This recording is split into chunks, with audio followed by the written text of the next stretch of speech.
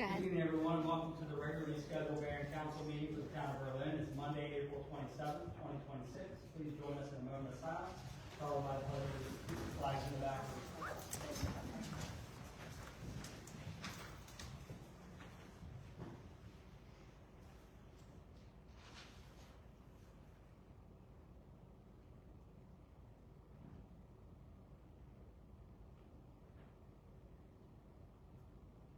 Thank you.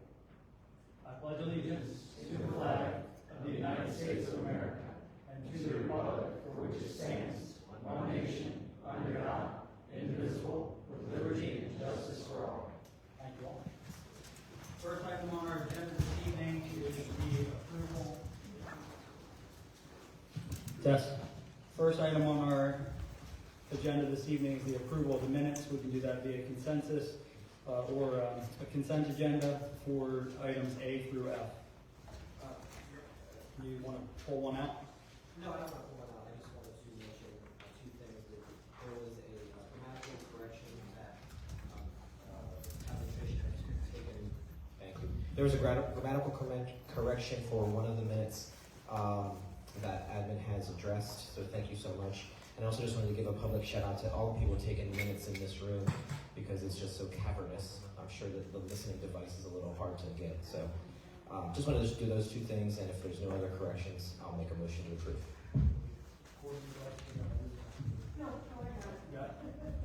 All right, so I have a motion with the correction by Councilmember Orts. A second by Councilmember Nichols. All in favor say aye. Aye. All opposed? Let the record reflect that the approval of the minutes passes unanimously with all council members present. Up next is agenda item 2, and that's the swearing in of the new Housing Board of Review. So we have Matt Stower from the Planning Commission, we have Nornie Bunting from the HDC, and we have Joe Moore from BZA. If you guys want to come forward, we'll do them all three at the same time.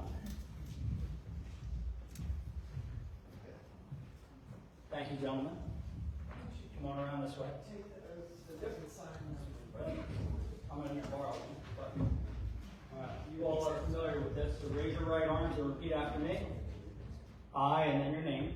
I, do swear and affirm do swear and affirm that I will support the Constitution of the United States that I will support the Constitution of the United States and that I will be faithful and bear true allegiance and that I will be faithful and bear true allegiance to the state of Maryland to the state of Maryland and support the Constitution and laws thereof, and support the Constitution and laws thereof, and that I will, and that I will, to the best of my skill and judgment, to the best of my skill and judgment, diligently and faithfully, diligently and faithfully, without partiality or prejudice, without partiality or prejudice, serve as a member of the Town of Berlin Housing Board of Review. serve as a member of the Berlin Board of Housing Board. There you go. In accordance to the Constitution and laws of this state. There you are. Congratulations, gentlemen. Thank you all, and thank you for your continued leadership. Let's see, Joe, Matt, and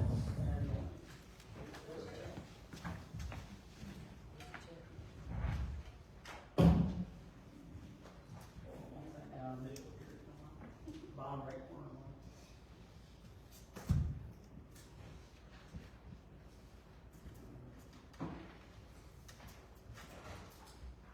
There, you can do a picture.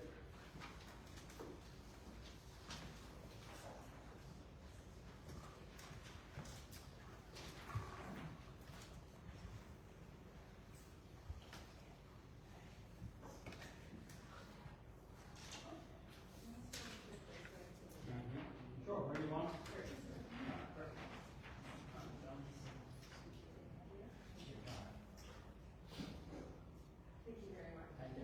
All right, thank you all. Thank you, Mayor. Thank you.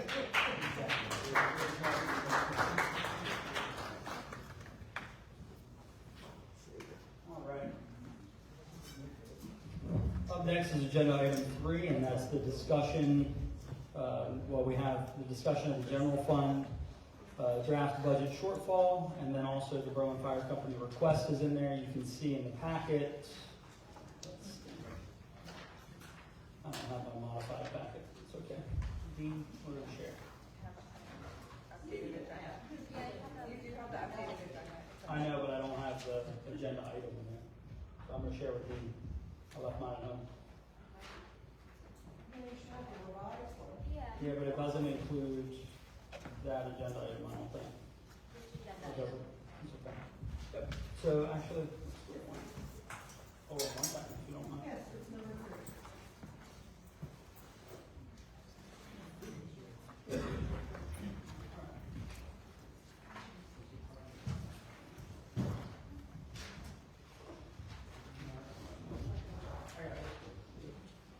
Nope, I'm good. All right, so looking at the draft budget, we had our work session together, and I want to highlight the fact, I sent a letter to everybody, you all saw that as well. But our draft budget, we didn't really get a lot of opportunity to address together the shortfall that exists in the general fund, which is roughly $400,000. I do want to correct the record. I saw some folks out and about, and they said, what's the town doing operating in a deficit? I just want to be clear, we're not operating in a deficit, all right? So what happens is the town each year adopts a balanced budget. That means that our revenues and our expenditures are in line. There is no deficit when we start the year. Each, on a rolling basis with our finance team, the town administrator, myself, and council, we review those expenditures on a rolling basis to make sure our budget's in line, to keep pace on what our revenues are. That's done throughout the year. What's taking place now is our forward look into FY27. So with that, what we are looking at is the costs of things, the services that the town provides, and all the activities that we do for the community that makes up the town of Berlin. Those are projected to come in higher than our revenues. So this is not uncommon. We have looked at these things in the past together. We have overcome those together and passed balanced budgets. So I don't doubt that we can do that again this year. With that being said, we have had staff level meetings to review the draft budget. During that time, all the department heads come together. We go over each one of the revenues, each one of the expenditures together. We discuss what can stay, what's a necessity, what can possibly be rolled back. And even before we get to that point, there's a series of discussions that the finance director has with each one of the department heads to say, okay, let's really make sure whatever we're putting forward is truly what is needed to operate that department, all right? So we had a staff level meeting with the department heads, Councilmember Green, Councilmember Orris, and myself participated in those. We were still looking at roughly a $400,000 and something deficit. We discussed some ways to overcome that and see what we could do to sharpen the pencil and modify the budget. Then we had our general fund work session, which was last Monday night. With that, we once again went through the revenue projections, went through each one of the line item expenditures, and then discussed as a group what we could do together to be able to overcome the deficit. Once again, during that meeting, I had a conversation with my colleagues and I said, look, at this meeting that we're here in tonight, based on the schedule of the way that the budget process works, the mayor's office has to recommend a tax rate. And with that being said, we have to put it in a certain period of time where it can be publicly advertised and the public sees it. It also gives time for us to be able to action that where it can be sent off to make it into the tax bills in the appropriate time. So that is our next agenda item, which is going to be the first reading of the tax rate. You'll see that recommendation, I discussed it during the work session, that in an effort to help overcome some of this $400,000 deficit, the recommendation would be to move the tax rate up 1 penny and a quarter of a penny. So that's roughly, Natalie, a 1.5% increase on the tax rate as it stands now. And with that being said, it will generate some additional revenue, but it does not overcome the $400,000 deficit in its entirety. We still have work to do. We still have numbers that I hope will be refined a little bit further, but then we're probably going to have to pull a little bit from our impact fees, and that's a reserve fund, to be able to cover some of this deficit. That's not the best practice to move forward all the time, but by pulling a little bit on an increase with the tax rate and then pulling a little bit from reserves, we hope to be able to overcome that a little bit together. that's where we stand. Now, with that being said, the reason I put this on for a discussion is because we really didn't have the opportunity to hear some actionable feedback from my colleagues about how we can potentially overcome the deficit. So I would like to have this opportunity for us to discuss together again about how we can potentially overcome this $400,000 deficit, and keeping in mind that we're really, in this draft version that we're looking at now, the fire company funding is flat, and they have asked for some increases in their operating expenditures for fire and for EMS. And we should try to be able to accommodate that request. But I'm really now hoping to hear from my colleagues about how we can maybe look at this together and overcome this as a group. Yeah. Before we discuss any potential changes, can we review how this budget changed from the last one we had at the work session? That's a great question. So the modification here is to the healthcare that was discussed at our general fund budget work session. Those numbers have been changed and updated, as well as the council had expressed, I originally put in a step plus a 2% COLA. So a step is 2.5% along our step and grade system, and then a 2% COLA, which equals 4.5%. The council said that they would like to see what an additional 0.5% looks like. That is in this budget. So this is a 5%, 2.5 step, and a 2.5 COLA is in this draft. So those are the two changes that you see from the one we discussed at the general fund work session to now. So the amount of the healthcare savings between the 12% versus the 7.19, what was that amount? That came out to a savings of $33,630, and that includes the updates to the HRA as well. And then the 5% COLA is costing. The 0.5% COLA is $18,695. Thank you. Thank you. One more change in the revenue side. Last time we have discussed and decided to set aside 10% of collected room tax revenue projected for fiscal '27. So there is a decrease. Originally we had placed 126,000. We're going back to 90,000 originally projected, allocated 9,000, which is 10% to a specific budget improvement. So there is a decrease. Thank you. And this draft that you have in front of you has the 0.8275% or 0.8275 tax rate, not The tax is unchanged. Right, that's what I'm saying.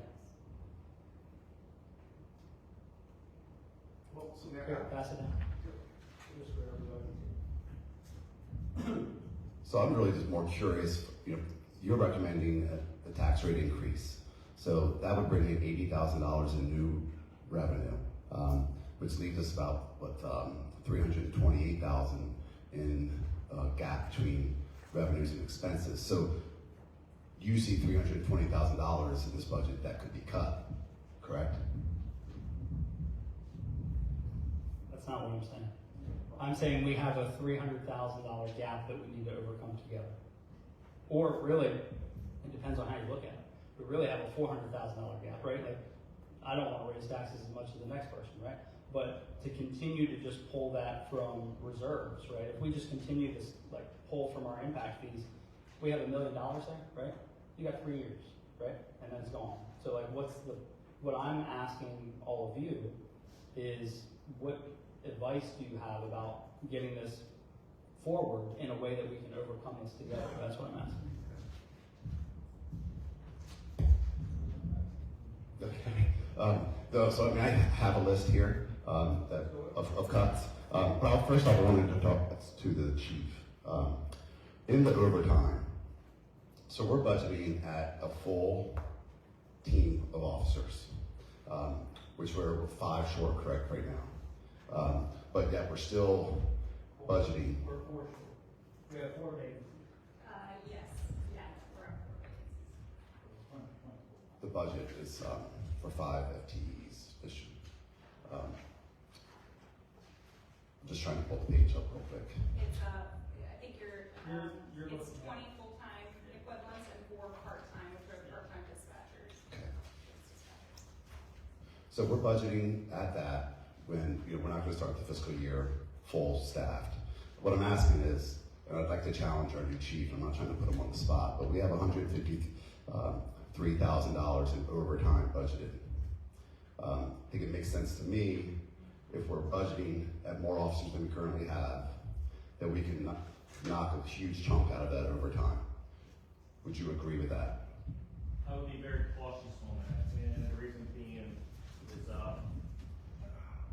I'd be very cautious on that. What that overtime does include is court overtime, which we don't have the ability or the personnel to schedule each individual in court on the days that they work, and the court sets those dates on us. Second of all is all the events that we incur. I have to have officers enough to ensure public safety, we have enough officers out there for the various events. And then lastly, being cautious going into cutting overtime, because what we are currently doing is backfilling current vacant positions with overtime funds. So in order for me to get my staff to work and be fully functional as a police department, I'm having to use overtime, unfortunately, just to make us work, because we are short on those positions. Can I add to that a little bit? Please, Governor.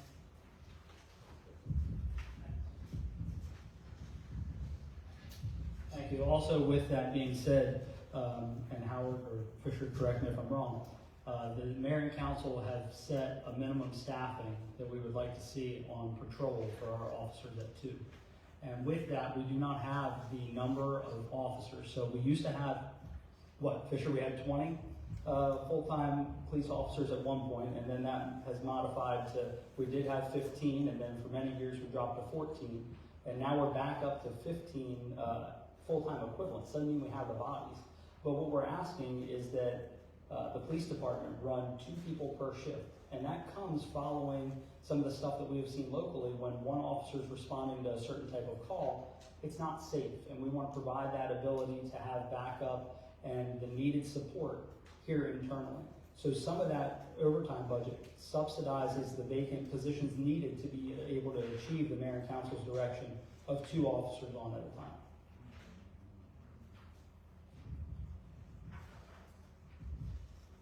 You said you had a list. I'll pass it back to you.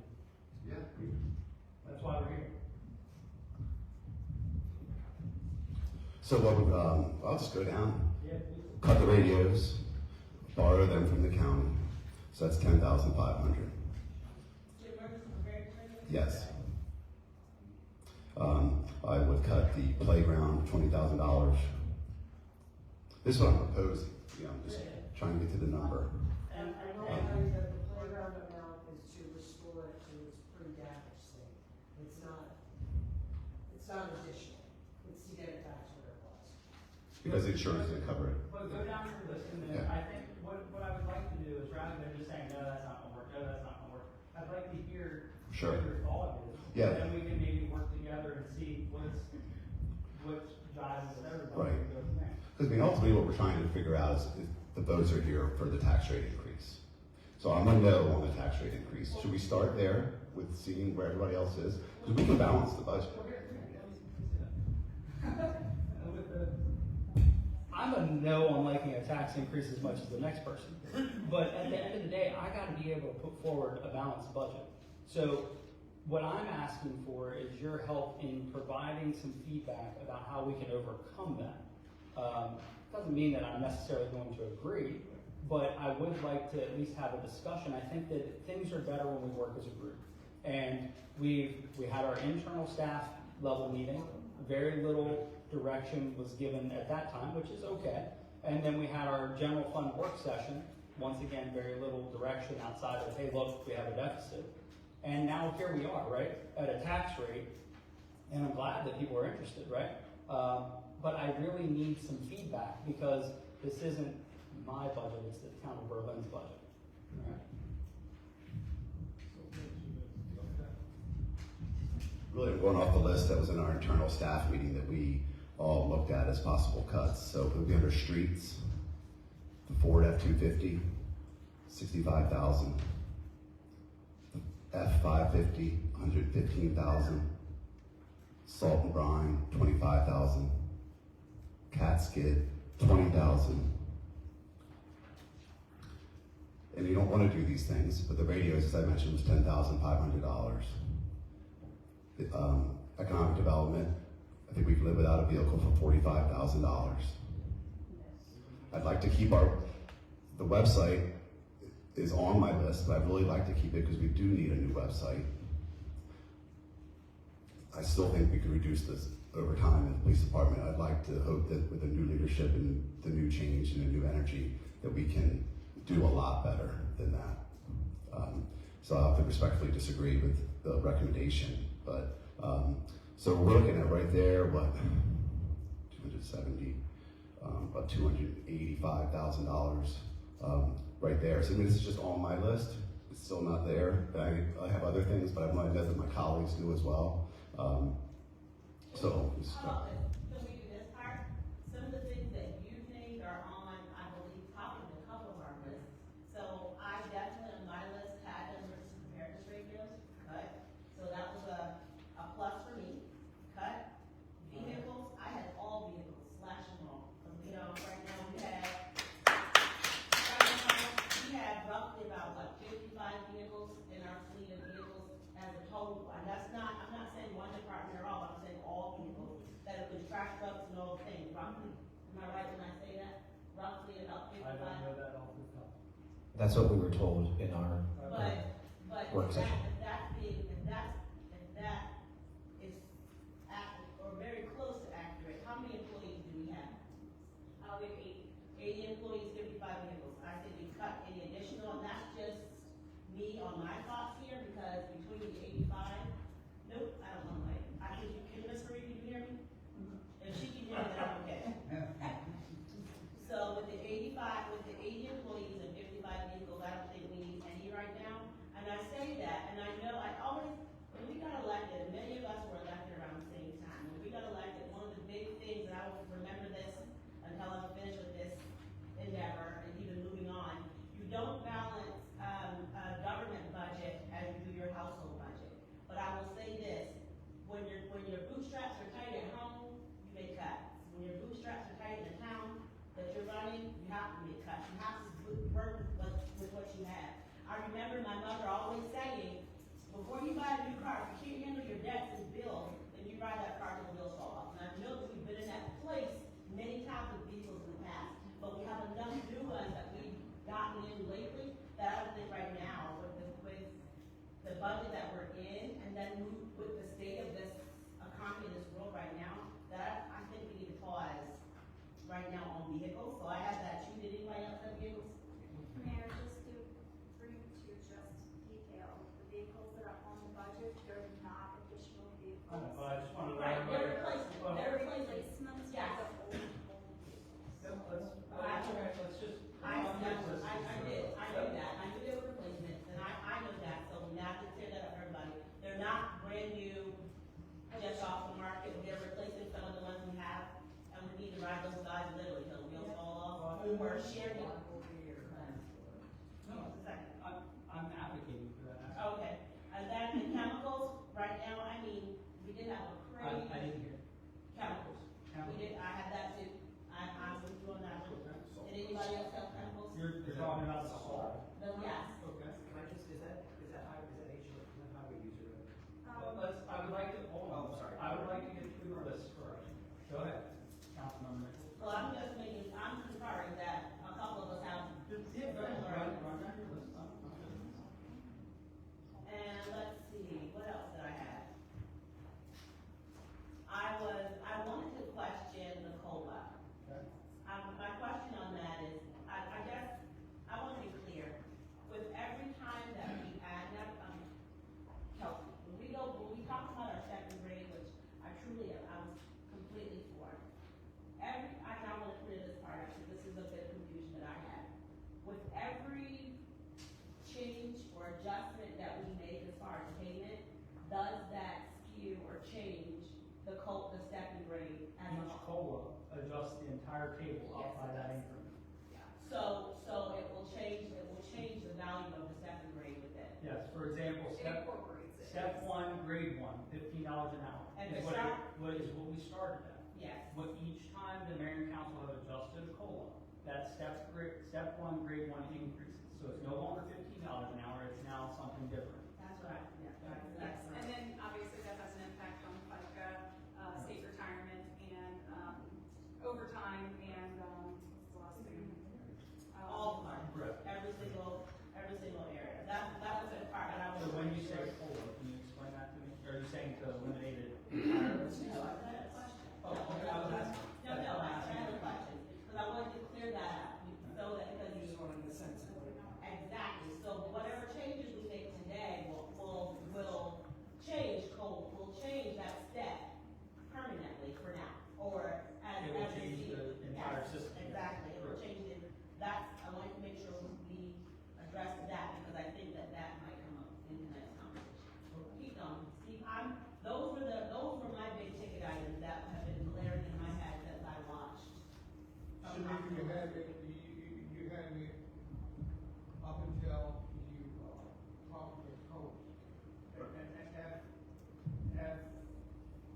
If my salary is gonna increase after being here 2 years, I'm of the opinion it needs to increase by the same amount for the starting person. If this starting person gets, if the 2-year person gets 2%, the starter person needs to get 2%, because we don't want to leave those starting people behind, which is gonna make it much more difficult to harbor. Well, I'm not, I didn't say change anything, what I'm asking is, with every time that we make an adjustment, it's a permanent adjustment, that was the question. Yes, That it was all. is limited to it, and because it is a Right. cost of living adjustment, and that cost of living is not going down. Are you finished? I agree with Steve when he talks about the, $45,000 for economic development. But I have, another consideration, that we take a real strong look about how we operate. One thing that stands up in my mind is there's a $30,000 expenditure in here for overtime with the finance department. And $30,000, and that same $30,000 is, appears again in customer accounts. I can't, in my mind, justify overtime for those offices, unless I'm not aware of some operational thing that I just don't know.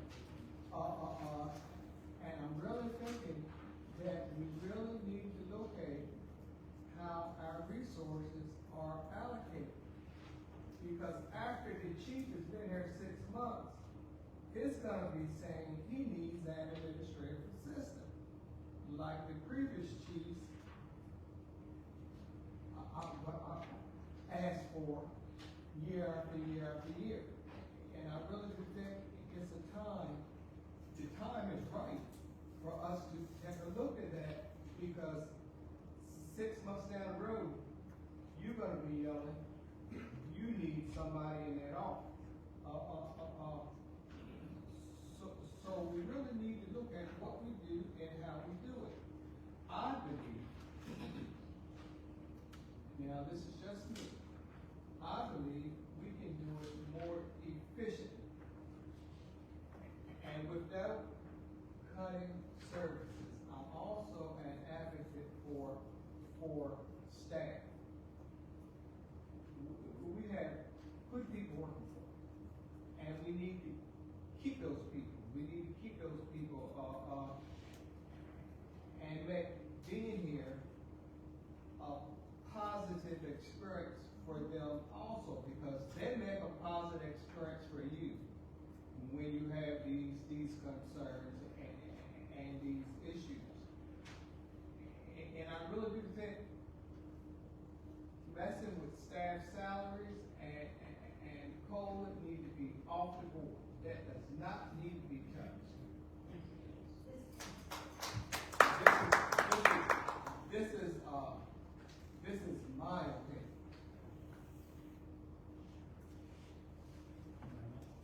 that's all I got. Yeah.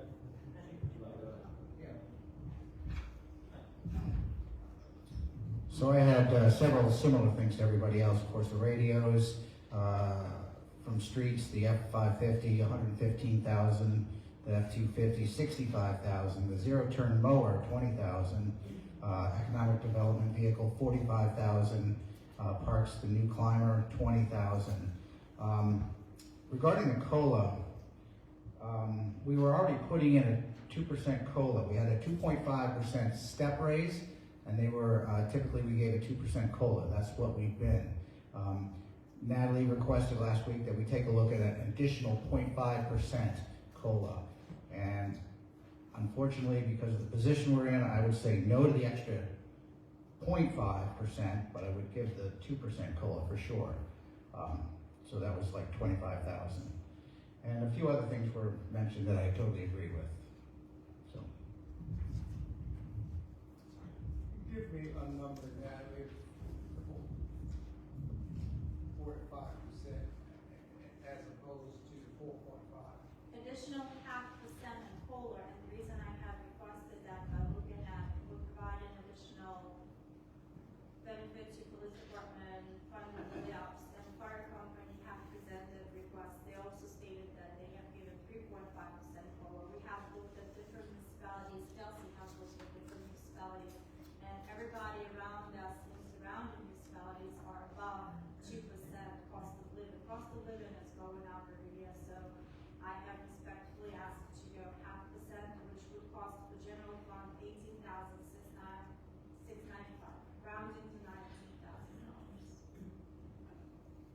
Give me the total for the entire 4.5 and a total of 45. I don't have it now. And you told them Across the board, for the whole town, for the whole town. I will send this number to you. I don't have it now. I just have general funds. Do you have it for the general fund? What would it be? The increase of 0.5%? No, I'm No. talking about the 4.5, the total, opposed to the 5. Give me. Jack, why don't you run through Sure. this all the time? Yes, no. My list here is pretty much the same. I mean, we're all working from the same thing. So, one additional thing I would throw out, since we're just kind of having a blue sky meeting right now, is the zero turn mower I question. I also question the planning contractual services. The playground has been mentioned, and we're talking about the COLA. We're digging into that. I agree that the website is on the list for discussion, but I also agree that we need a new website. It's just not user friendly. But I also wanted to talk a little bit about maybe some comfortability on revenue increases as well. And they're relatively minor. I was just looking at this, and of course finance has a little bit more in depth, and their recommendations are here. But the state income tax I bumped up to, the idea was to bump up to 5,000, an additional 5,000. These ones are minor. The recycling discount, 1,500, and the parade, I'm not sure why we decreased the parade, but there may be a valid reason for that. I also, just for discussion, building permits increased 10,000. If you look at the 23-24, the 24-25, even with the moratorium that we had gone through, we're still up this year-to-date activity, 81,000, and we're budgeting 65. So throwing that out for discussion, but pretty much everything else I have agreed with. And I did have a question about the EP radios. Actually, I understand that your budget has a request of 3, but I also heard that they are communicable with the phones. Is that accurate? The town phones? Do they work to connect? So we spent the money, so we had emergency preparedness radios in with the ARPA funds. They were pulled and repurposed, which neither here nor there. But with that, there's been a lack, when that happened, there was a lack of ability to communicate from our operational departments with like the police or the 911 center or any of that. So with that, we switched to the AT&T FirstNet, and then did a vocality kit that ties in with the radios and the bricks that we have with town phones. So, yep, still works with all of those. The challenge is that there's a little bit of a lag in the communication. So what we've been doing is during a storm or something like that, we would issue the like regular police radios, the repurposed police radios. I think they were from like 2017, 2018, and we would issue those to like department heads, and then anybody else that once we had an idea that each department head had one, we would hit the select groups that if you're working in an area, maybe a couple people have a phone, but then one person has the radio as well, just to be able to aid in that communication. They have a little bit better, more capabilities, so the phones only work for the Town of Berlin talk group with the 911 center and like what we have. Whereas the radios integrate with like the coordination channels, the EOC channels. There's a reason that you need those. We get a lot of feedback from the community about, hey, storm went really well, or it was really nice to have the ambulance be able to get to where it was going, because we literally used a plow to be able to plow the ambulance in and then plow the ambulance back to the hospital. So I hear you all wanting to cut them. I think there's maybe a lack of understanding around what they are and what they do, which I'm happy to help with. But then when you think about the 2017, 2018 radios, there's a reason we replaced them for the police department. They're kind of end of life. They still work a little bit, but we're having to like salvage parts from one another. The battery run times are much lower. We don't have spare batteries, so it's really creating a challenge operationally to be able to help when we have to integrate with one another, whether that's PD with events, fire and EMS with events. Like, we're trying to do better on that realm. So I see this kind of as an interesting position. But with that being said, we're also not trying to buy the highest level radio that like the police and fire are using. We're trying to get something that's a little bit lower level that still handles the needs that we need. But the PD radios would be double the price. At the same time, you can seek out grant. If you can find it, we're open to it, but we've not been able to find that. I think a lot of the stuff with like Homeland Security and stuff like that, back in the day, you used to be able to do that. I think a lot of that has dissipated. Plus, we're talking, what, $10,000? I mean, that's a... It's a lot when we don't have it. Yeah. Councilmember Nichols, I'm not disputing that. I'm just saying, I'm articulating why they're in the budget. And in my other hat, I totally understand that. But the reason I was asking also was if there's appetite in the group, could admin have just one, and then you could do multi-channel on the one radio. You have your, well, just let me do it and then you can explain. Then you have your channel 1, which is your EOC, your channel 2, which could be your group, and then it can coordinate with PD, EMS, and all that stuff like that. And then, no, I think that you don't necessarily have to, because also I believe in the utility budgets, we're going to have requests for 2 more radios. So water and electric. The reason that doesn't work is because what you're having is like the radios are assigned to like the public works director, the water resources director, the electric utility director, because then they are communicating using the bricks to the other plows that are going in, but they're monitoring the fire and EMS dispatch and their communications along with the Town of Berlin channel. So it's not something that's like, the way you described it would not work. Would not, right. Yeah. What about Steve's idea of borrowing, or, They- that so, money? all right. I think that was all for me right now. So to Steve's point with borrowing the radios, the county does have a cash set of radios that they can lend out. They are not programmed specific to the channels that we are working with. We're utilizing the Town of Berlin radio or channel. We're utilizing Worcester Fire, Fire 1, and Worcester Dispatch, Fire 1, EMS 1, and then the Police Department talk group when needed. So the cash radios that the county has are not suitable for that purpose. Yeah, it's not programmed that way. It's not that simple, but all right, so what's that? No, what did you just say? I didn't- Which part? The part that was just, last thing you said, Ms. Marie said just have them reprogram. I said it's not that simple. Let's look at some of the things that we're providing on the list. Predominantly, like the stuff that I'm seeing a lot of is in public works. So why don't we go there for a moment? I want to carry this conversation forward. Before you do, to be good in public works, 53, 20, 52, 62 sidewalk repair, we had included 22,000 returning to North Back, the 50 grant program. We haven't had it in a number of years after we pulled. Okay.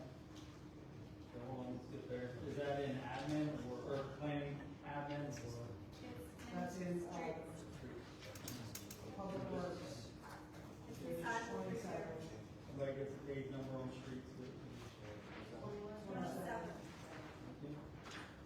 All right, so Mary, you're talking about sidewalk repair. Let's see. The account So that is, 5262. yep, so 5262, that is $37,100. You're saying to reduce that by, 22. to back to the 10,000? Sorry, 25. 25. So what would that line item change to? It would go to 12,100. So I can The reduction by rephrase. 25,000 was budgeted additional for sidewalk repairs for fiscal 27. For cost sharing, in particular, cost sharing program. Yeah, but if that is removed, that program is not gonna happen. So just so that the group, I understand, but there was a reason that went up. So with that being said, the group needs to understand that if the cost share of the sidewalks is removed, any initiatives associated with that are subsequently removed. So I find all of these under street repairs, that's what I'm getting at. So the interesting part is that Natalie, can you run down 01, 53, 20, 52, 55, the descriptions, what's covered by HURs and impact fees? Mayor, just make a decision, what would you like to cut out? We should pick HUR what's left. You could, But you so- could About issue ours by that. 400,000. But there's a poll of how much from HURs for this. 400, So $400,000 is HUR funding. correct. And then the remaining is impact fee funding. Right now, it's not. So that would be your deficit. If we do advance impact fees, that would basically wipe out the deficit. 378,000. Correct. 330, that's what we.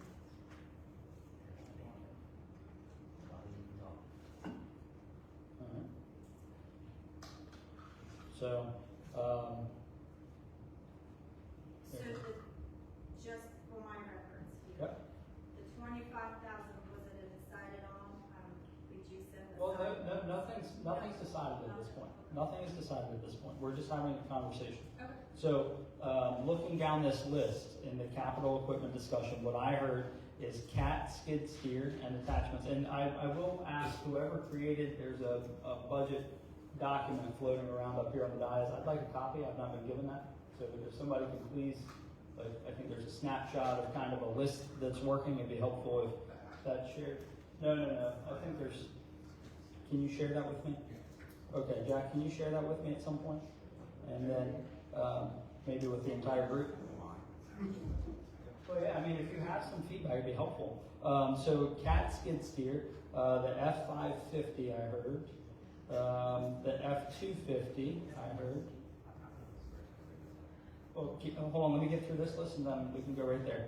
Salt and brine, what else did I hear? Zero turn? Yes. Okay. So those items are the requested removals, right? Salt and brine, you get that for. That's for snow. That's yeah. an applicator, Yeah. in this, it's an applicator, it's not, monster. It's an attachment to the truck to apply salt and brine. It's not an actual chemical. Yep. So let's just refer to it as the attachment versus the actual product. It's okay. We're getting there together. Okay. So now, Councilmember Orsh, you had something you wanted to add. I mean, do we need to use this? I really don't want to, but. Are we gonna do Bob? Stop. We're gonna abandon this for a What is $245,000? Everything he just mentioned. Okay, thank you. So I just wanted to ask, after we get through all this budget here, I went through the previous fiscal years, and I was looking at vehicles specifically, and this might not be the same one, but in FY '23, we did get an F550 dump truck. So I don't know if this is the same one, that's irregardless, but I wanted to ask. It is not. It is. I wanted to ask admin to please provide the group a list of the vehicles that we have, excluding police. Nobody online here? Okay, so, the F550 dump truck that we got 2 fiscal years ago is not the same as this one, that's what that was. And then all I would ask right now, just real quickly, is for somebody to please provide the group a listing of the vehicles that we have, and the year, and maybe like mileage, because it's very difficult for me to look at this budget, and it's not that I don't believe anybody, this isn't an attack on persons. It's very hard for me to look at this budget and year after year see dump truck, see F-250s replacing such and such without having a listing or some sort of reference other than Word, which I understand how old these things are. And I'm not saying that they don't need to be replaced. I just have a hard time justifying myself and to the folks that we all work for, how we're spending their money in terms of vehicles. So I would request this again, or request of admin or whoever can provide that. Maybe look at the insurance declaration pages to see what we got, and please get that to the group as soon as possible. Thanks. Just, so you're aware, I do have a list of years and vehicles with the mileage I would have to get from each department, directly, because I don't have. And the department heads present this information in the work sessions when we meet in the meetings. They provide a year, the mileage, and what is wrong with the vehicles and why it needs to be replaced. Of the ones that are being slated for replacement. The ones that are You're asking. asking. I'm asking for two. I want to know what we have. Please. Okay, Thank you. all right. So now, let's go back. I had economic development.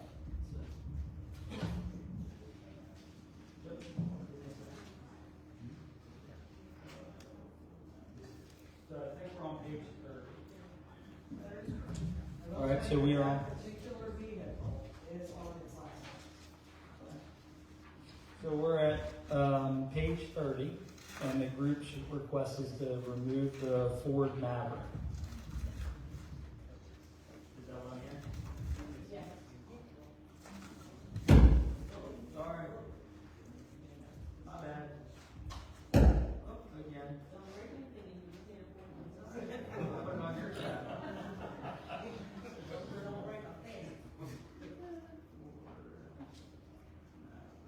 Okay. All right, and then let's see, what else am I? Let's go to playgrounds. Mayor, have the radios in or out? Well, we've not done anything yet. Hold on one minute. I'll give you a summary in a second.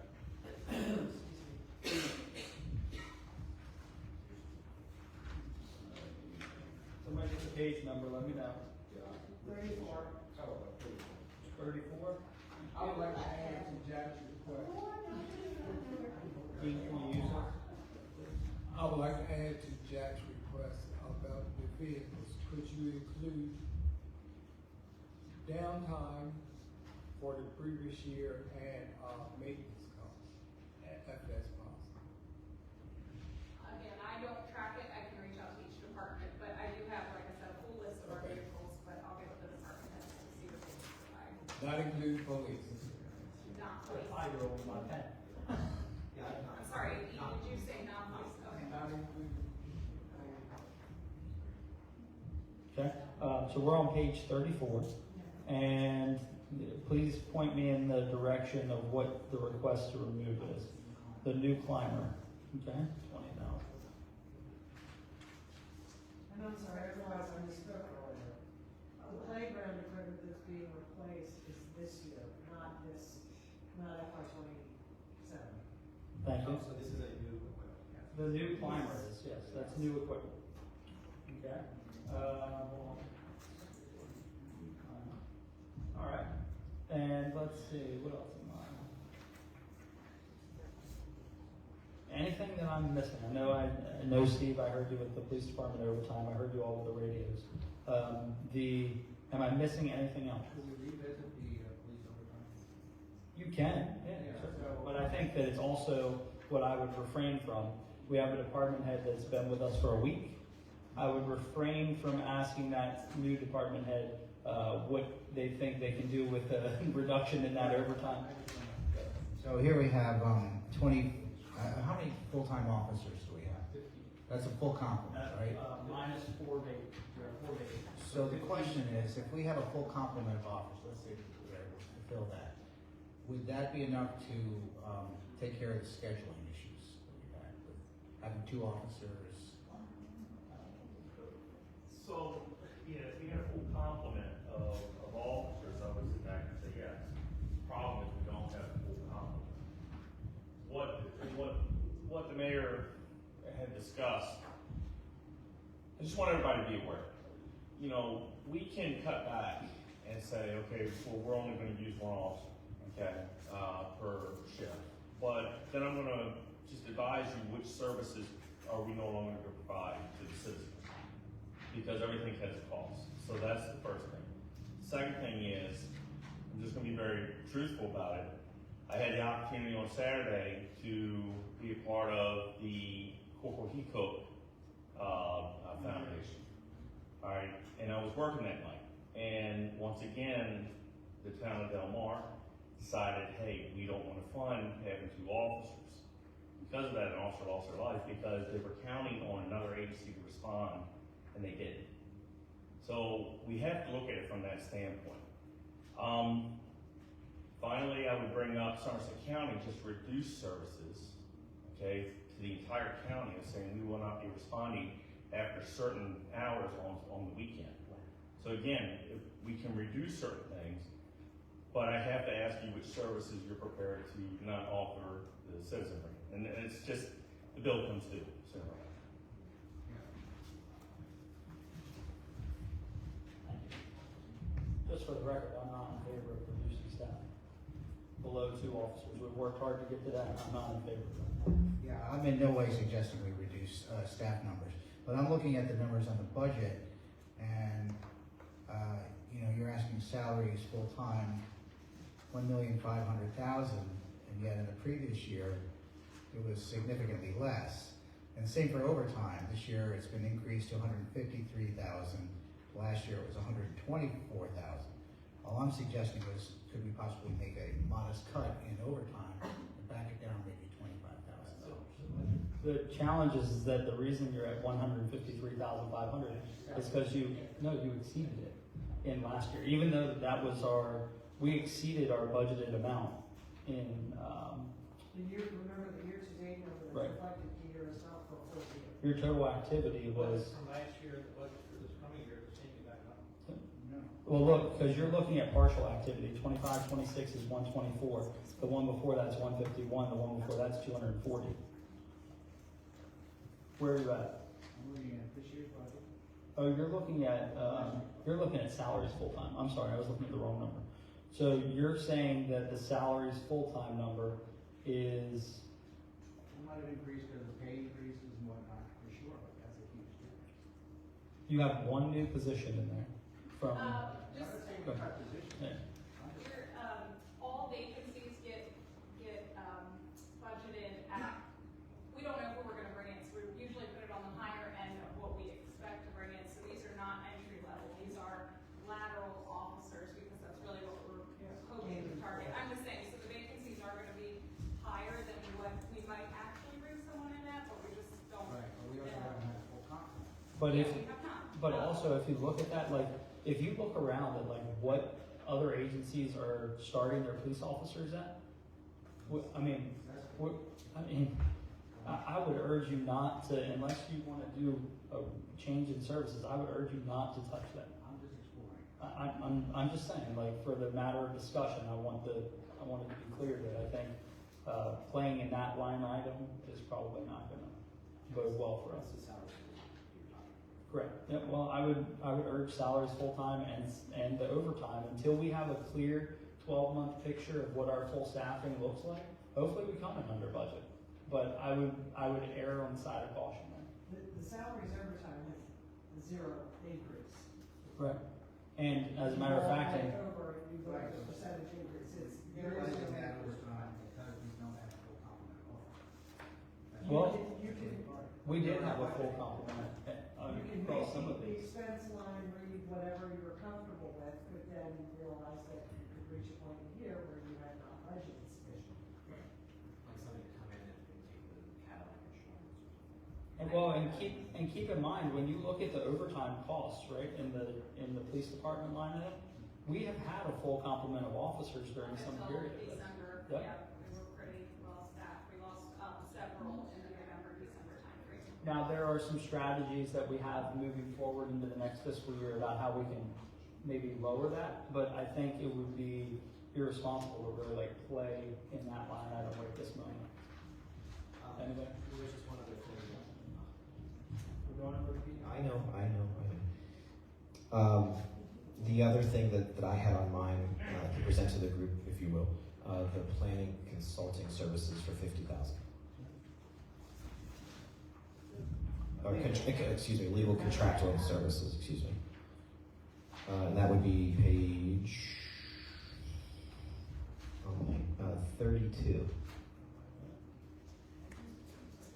32? It's That's another. no, that's in planning. Sorry. 32? Is it? Yeah, it's 54405,000. About halfway through the page. Professional service. Professional services. Or anything we're missing? You said the 50,000? The 50,000 there. Throwing that out here to the group.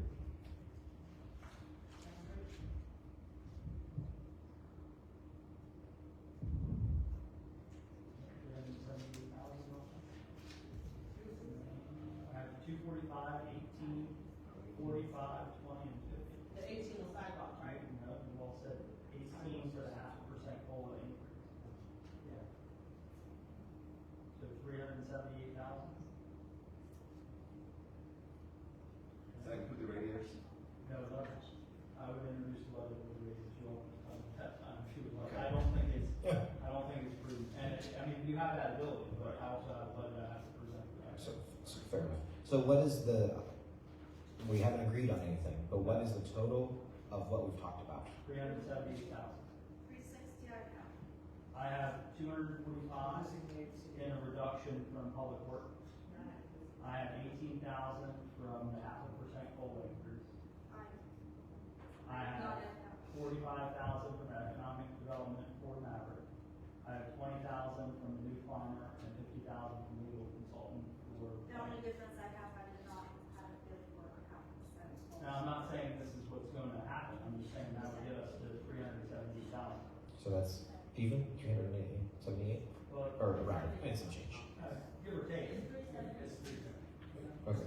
So And we have a $408,000 deficit. So 378. so negative 3562. And what's your all's plan for the fire company?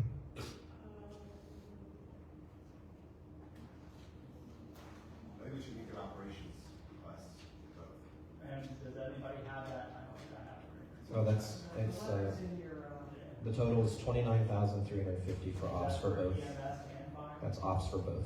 14,350 for fire. So, for fire and EMS, 29,350. let's say 30. Yeah, 30. So we need 65,000. I'm sure everyone's enjoying my breathing into this microphone.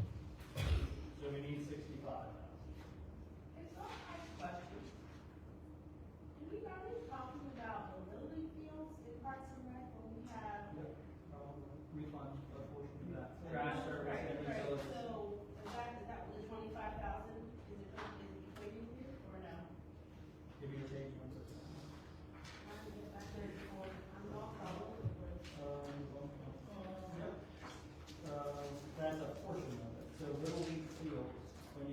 utilities. Yeah, so the 9,000. So that involves restrooms and the tennis courts and basketball courts, That's all the park Yeah. utilities, including the Okay, so that's, our contribution to Little League is incorporated in all of our bathrooms in this $9,000, right? That is utility costs to run the electric and water on the facilities in For all the parks. for all the parks. Got it, okay. Including the new restrooms and. I think we got it. So, roughly 30,000, we're at a need of about 60,000. This does not include a contingency for admin either. So that does make fire whole, but no contingency in admin. How would the group feel about putting a $10,000, taking a radio line item and putting it at $10,000 contingency? And then evaluating that at the end of the fiscal year, that if we come in where we're expecting, that we execute that work. That way it leaves a buffer and some flexibility in this region. I think that's reasonable. And so can I just ask a question in my EP mind, and I apologize, I'm mixing. Aside from the snow event this year, how often, I shouldn't say that, how often are exercises being held with these EP radios to test them?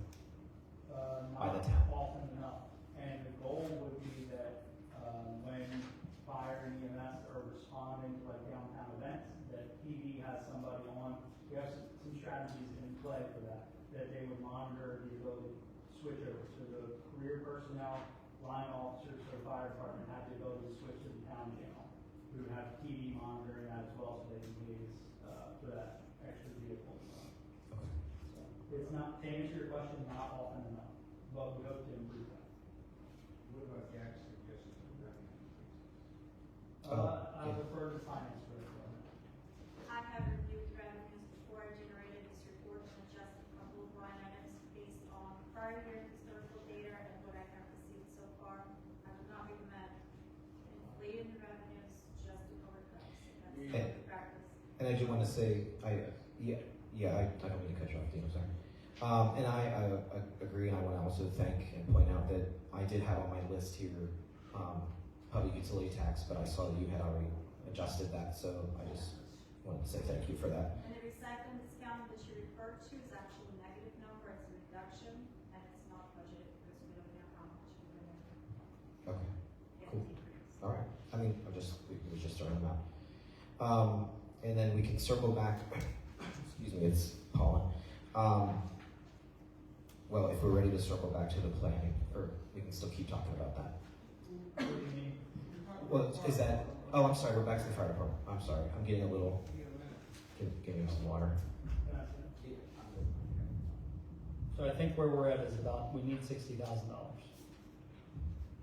Mayor, could you clarify for me what's the 60,000? So if the 245 reduction from Public Works, the 18,000 and some change from the COLA adjustment, the $45,000 from the Economic Community Development for Maverick, $20,000 from the Climber, $50,000 from the legal planning consultant, got us to roughly $378,000. By the time you take that from the $408,562 deficit that we're looking at, Jay, 30,000, the delta is 30,000. thank you, 30,562, and then we added another $29,350 for fire, bringing the need to 59,912. We're gonna take the radios, it'll be a swap, but it doesn't change the bottom line. We'll move that total to contingency for admin, and then at the end of the year, if it still exists, we'll execute purchase. But we still need 60 grand. For fire Nope, 60 grand in 30,000 general. for fire company, 30,000 to close the deficit, correct? Well, no, we need 29,350 for the operational ask for the fire company, on top of the $30,562 that was the difference between the savings of the 378,000. Still leaves a hole of $59,912. So $500,000 for EMS, Well, no, our EMS request would go up by, fire and EMS would go up by roughly 30,000, and that matches their operating requests. It doesn't meet all their requests, but it does meet the operational requests.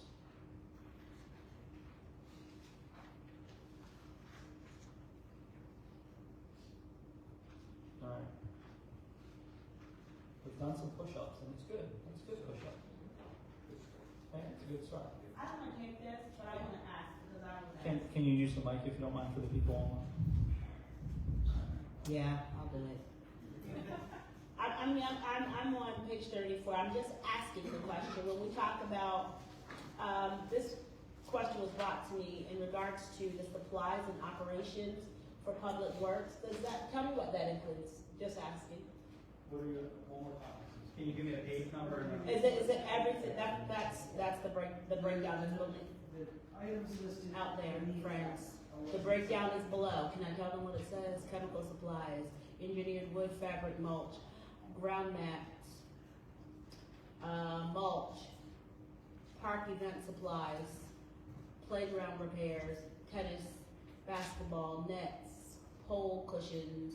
So all of those things are what equate to the 25, right? Alright. There was one more on the next page, Oh, page trees, flowers, and shrubs. But they will, they do try to burn stuff. Great. Kelsey, I just wanted to clarify as well, are we still, I thought I read this somewhere, but are we still waiting for, adjusted workers' compensation numbers, or are they? Yes, We I are. got an email from them last week that said that they were knocking on their door asking for, something soon, so we don't have it yet, but we are still waiting for Okay. something. Well, I don't know how anyone else feels, but I think that we actually got a lot done here tonight on this. And I know that we're still negative 65, but, or 60, excuse me, 60, excuse me, yes, don't make it worse. I would like to kind of get all of that on paper in an updated budget. But, Is that possible? well, yes, but it's not gonna change, it's not gonna change the $60,000, so my, Just to show all the changes. yeah, that's fine, but like, I would like to have, we need to have some thought into how we're gonna reasonably overcome that, right? Because, I mean, one second if you don't mind, we need to figure out what we're gonna do, like, just not having a plan, I don't think works well. I know, Well, it was a week, come up with this plan, so give us a second. it's taking longer than that. When did we have our first staff level meeting with everybody in March? When was that? April 9th. What? April 9th. April 9th? So, I mean, Kelsey, can you take it from, well, national department head start doing. yeah, in February and December. Yeah. What is the question? What's your question, Councilman? No, Lewis? I mean, it's impossible, I think. Well, not impossible, but I'm just wondering, do you have, compared to maybe last year in your experience, the adjustment in workers' compensation, is it drastic, is it a lot, is it Well, I drastic? had mentioned that last year we actually went down and we budgeted appropriately based on that renewal. However, when we were audited, because of overtime, it was, we ended up being under budget. So I had to adjust the workers' comp to include that audit as well as an increase for this year's renewal. I'm hoping it won't be, and I'm hoping that now we've, it was because of overtime. I mean, that's what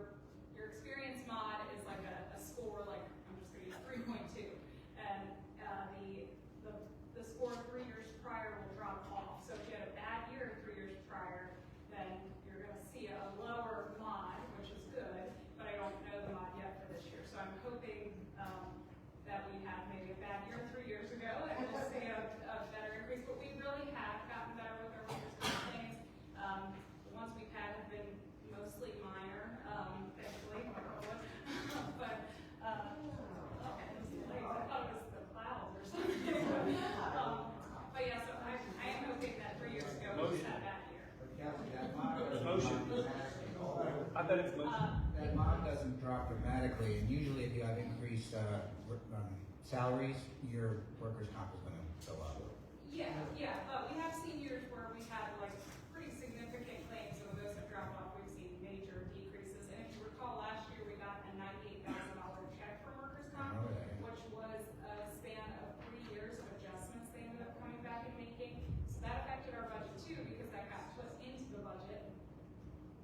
So it was not showing at the final line item that we spent as much as we did, because that was a revenue basically to that account. So this year, that's why it's a bigger increase than what really it should be, but.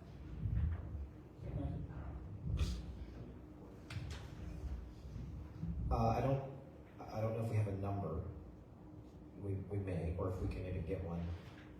I'm curious, I'm afraid to ask, but I'm curious on how much of the overtime or a dollar amount is used for events by our staff. I know the town itself only sponsors 6, I think it's 6 of those events, but we also are there, we have a presence for the other weeks that we have events. I'd be curious to see those numbers if they can be compiled or if they're available.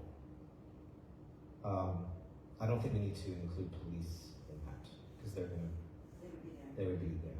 No, that's not true. And your extra rest, right? So whatever Yeah. extra man hour should be. So, It's a private event, they get the, so nonprofit is half the time, right? It could be. So, in my prior role, when I was town clerk for the town, one of the things that I had done was track event overtime.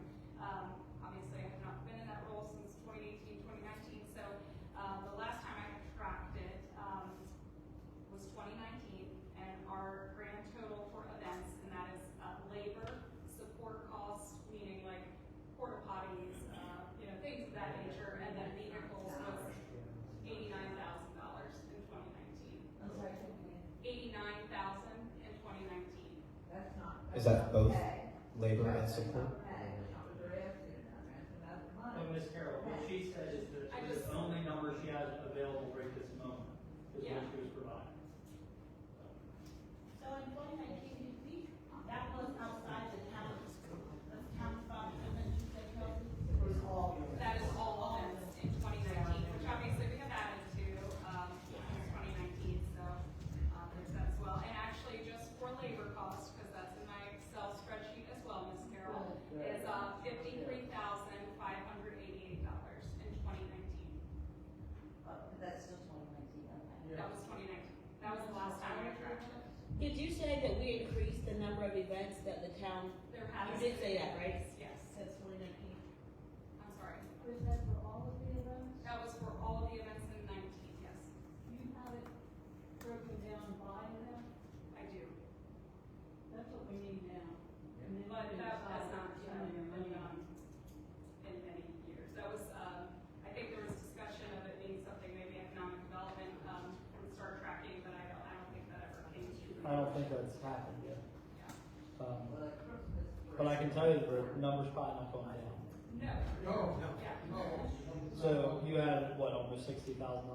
In Or pay 50, alone, yes. Alright.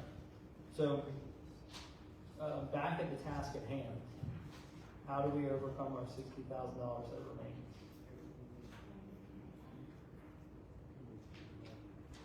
This is the troublesome part, right? So like, everybody likes to, well, So you cut 2 events, and I guess we save some money there, right? And there's labor costs and everything else.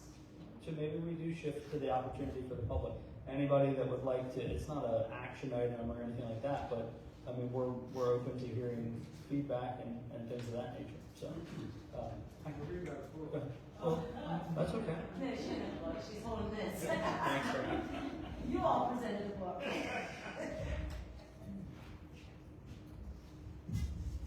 I just have a couple questions. For the steps, are there evaluations done for each, get a step? Evaluations are done, but not linked. They're not what? Evaluations are completed for all staff, but they're not linked to the step. Why not? It's just how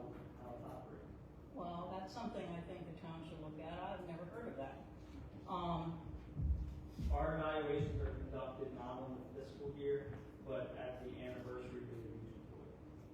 Well, that all can be changed. You asked the question, I'm just Okay, giving thank an you, answer. thank you. So, Do you need all of the radios at one time? Can you get some now and some later? when we talk about radios, we have. Whatever the ones you were talking about. Right, we have 15 for the town operations side, not counting PD. We're looking at 5. So that is the bare minimum that we think we could do to reasonably support the operations. However, we've proposed an idea that we wait until the latter part of next fiscal year and use the money in contingency if we need it. Is our working theory for this month. Is there any method to determine the cost when she answered that for each event? I think that has to be looked at better than what you all are. You've got the police officers tied up with that and public works, and those are all overtime costs, I'm quite sure. So evaluating the importance of each of those events and how much money they're actually costing versus what they bring in is something that you can get your $60,000 back probably pretty quick. Just the inconvenience of it to the residents is enough. So from an internal capacity, we won't be able to conduct what's called an economic impact study on each event. We don't have the expertise internally to do that. What we can do is like what Kelsey did in 2019, is to evaluate the cost. But once that's done, in 2019, that was done. No action was taken, right? So at the end of the day, what's the desired outcome by looking at the cost of those events? Having some action on it. So what is the proposal like? To cut an event, go by the cost of the events and how much money they're costing you and how much money they're actually benefiting. Because we never hear that. Or actually, I guess, the thought would be, and I can't tell you how to word what you're saying, but when we asked that question, what came to my mind, and I thought you were going to say this, was the events that are town sponsored, whoever those entities are, what capital exactly. Well, we talked about that last year. Well, we're talking And, about. but there was no action that was done to carry that forward. We talked about what we would do with adjusting some events, consolidating, adjusting staffing, asking folks that host the event to cover them. There was no appetite to action that.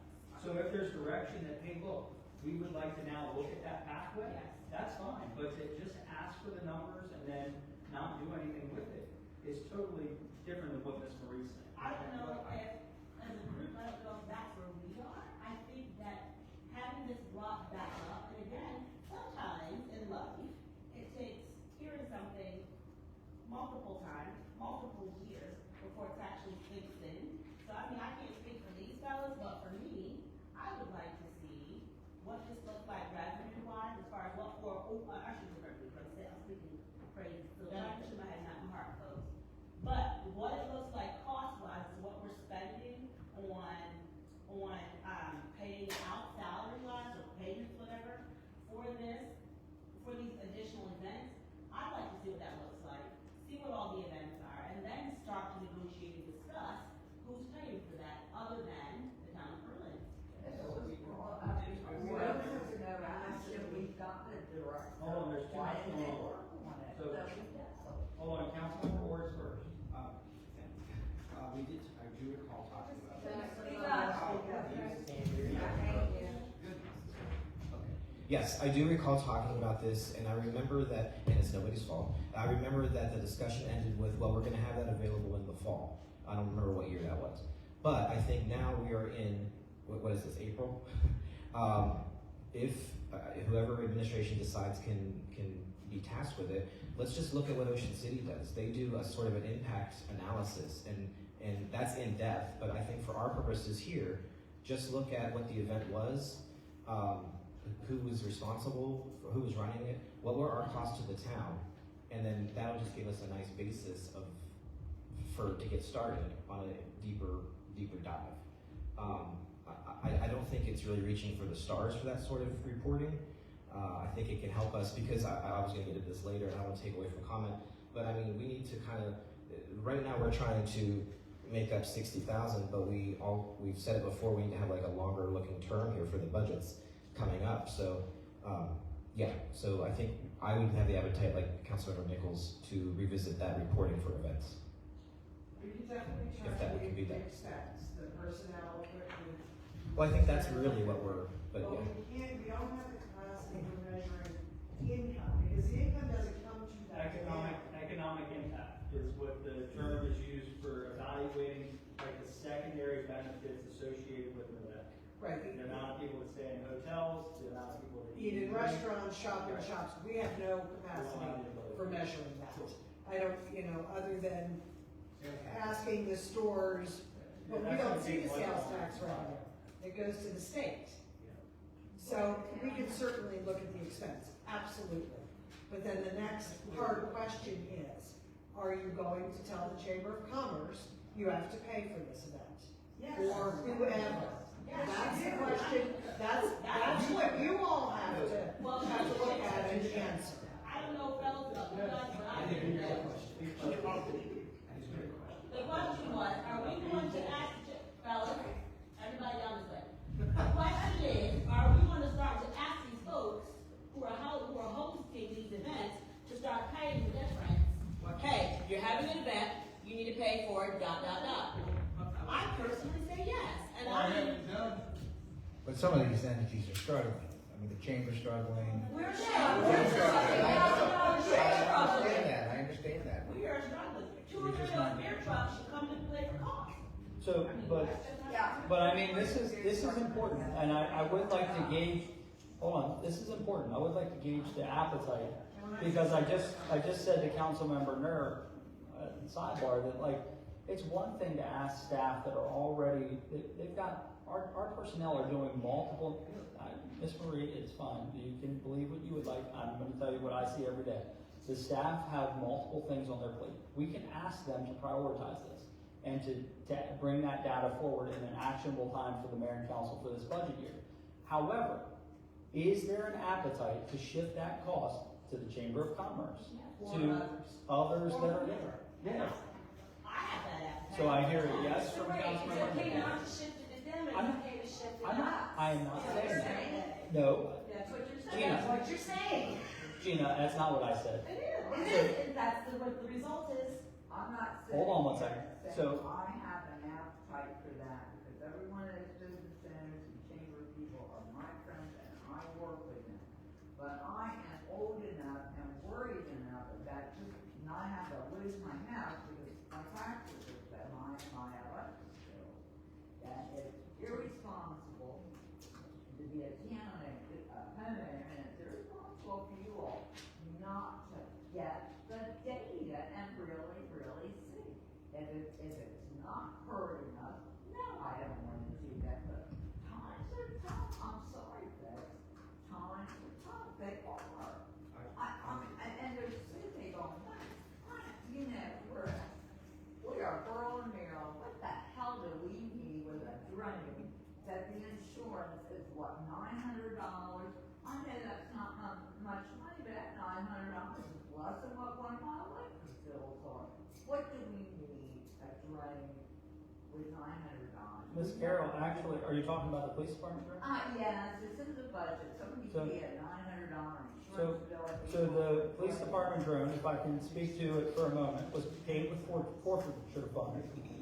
And, Captain Fisher, Chief Brewer, you can add to this, I'll give you a superficial understanding of how this works. No, you brought it up, Miss Carroll. I don't want that. Miss Carroll, I've never asked you to hush. I know what it is. I have never asked you to hush. We don't, why do we have, we don't need. I'm getting ready to explain. And Miss Carroll, you had your opportunity to speak. I'm gonna explain what the drone does for a moment. Go ahead. And the drone is utilized, it has infrared, correct? Yes. It has the capabilities of going up sometimes when a helicopter can't for search and rescue. And it has the ability for accident reconstruction. There's a lot of tools that drone works for. And if you're probably not familiar, but they're called for very frequently. And the availability of those are not slim, they're slim to pickings for a drone. You got Ocean City, the county probably has one, and we have one. And the resources are limited. Hold on.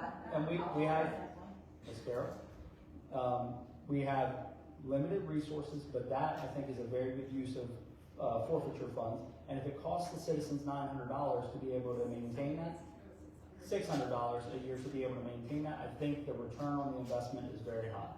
Now, Because they borrow yours, maybe you would, keep on. okay, so now, what I would like to get back to, if you don't mind, and then we'll go back to some public input, is Councilmember Nichols, you said with that data that you would be willing to evaluate shifting some of that to the event sponsors. Yes. Councilmember Nur, I heard you, I that, have to look at the data. okay, Absolutely. okay, yeah, I love the data okay. to make a decision. All right, well, you're looking at least 60 grand, but Kelsey will probably have it to you before the end of the year. I'm sorry, But what was the number? you're good, you're good. Steve? So we're only talking about shifting to cheaper. Correct, yeah. Who's already struggling? There I are mean- other organizations that do that. The They chamber do does activity. The chamber already pays $1,000 per event? Okay. Well, then why didn't we know that? Why didn't? Well, the chamber used to issue a check to the mayor and council and present that in public. That's passed, but now they're making an effort to try and overcome some of their costs. But we know that they're struggling. So what I'm saying is, you really think there's an appetite of 3 people on here to say to the Chamber of Commerce, now pay? You and I both know that ain't happening.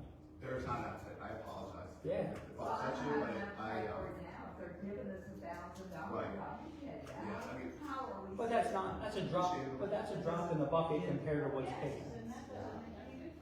so what we, But yeah. that's not what the question actually was. The question was, we wanted to know the cost to see if that cost was worthy of the benefit. I realize we cannot tell what people's income or stuff, if you could do interviews with the town people. There are literally some events that I remember being hosted that they felt it took away from their business. So those are the things that we need to look at. We are not the party place anymore, and it's time to pay up. So the thought is, if the group business thing keeps, if we feel as a community that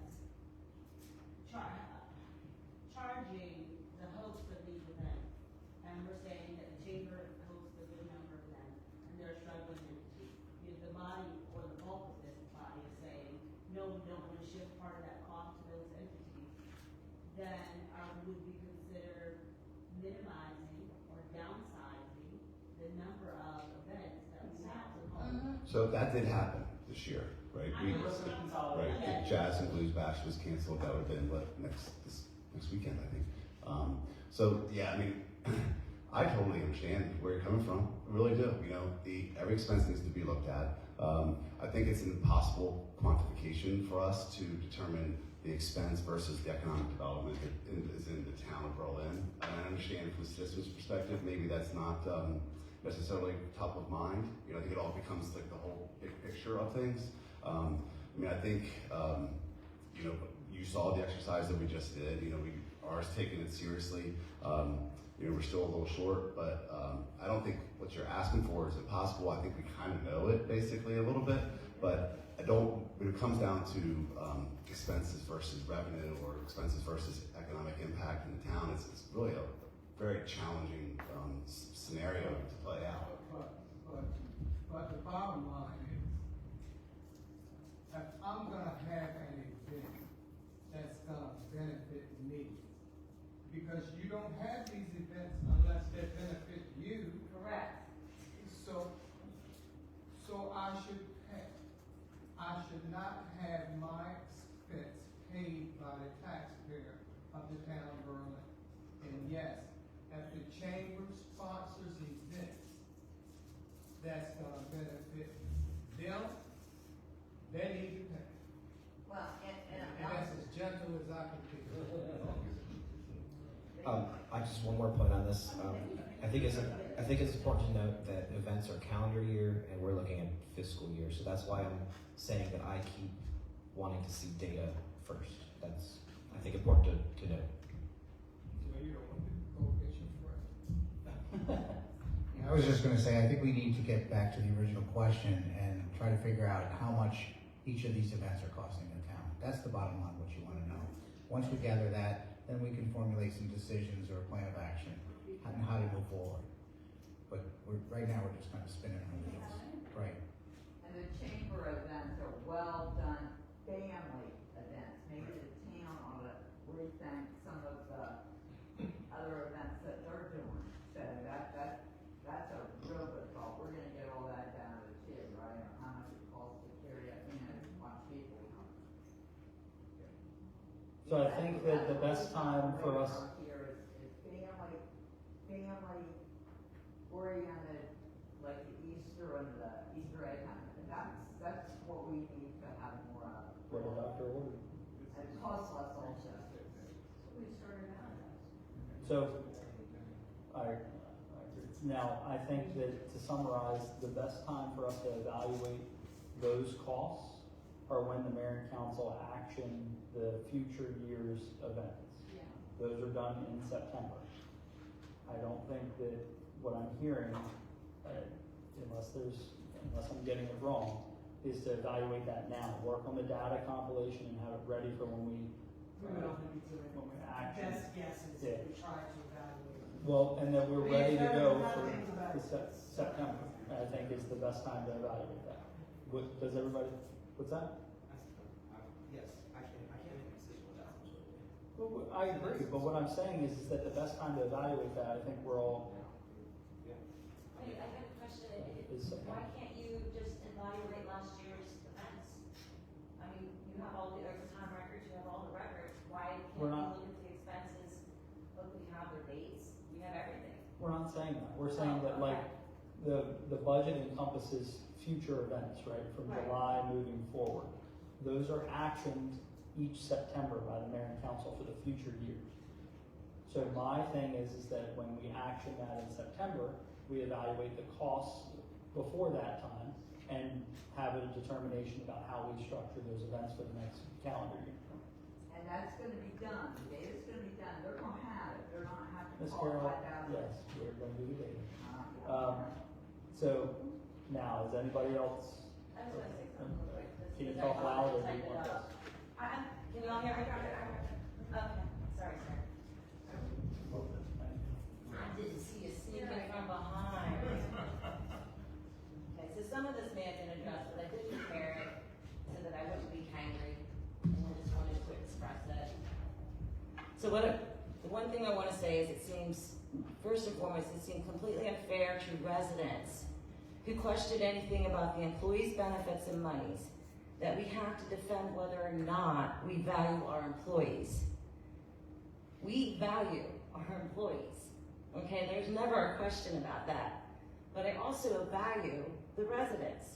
Every resident in this room is either an employee or a business owner, and we should be valued just as highly. The ones sitting in the room asking for validation of budget, in the past, and even somewhat today, we've had to have some tough talks with our bosses, with our employers. Employers have had to have tough talks with their employees. I'm working for $1 billion company, and I've been told point blank, you will be very lucky if you get your 3% this year. Very lucky. So I'm not counting on it. So everyone here is getting hit. We keep hearing that cost and inflation has hit government.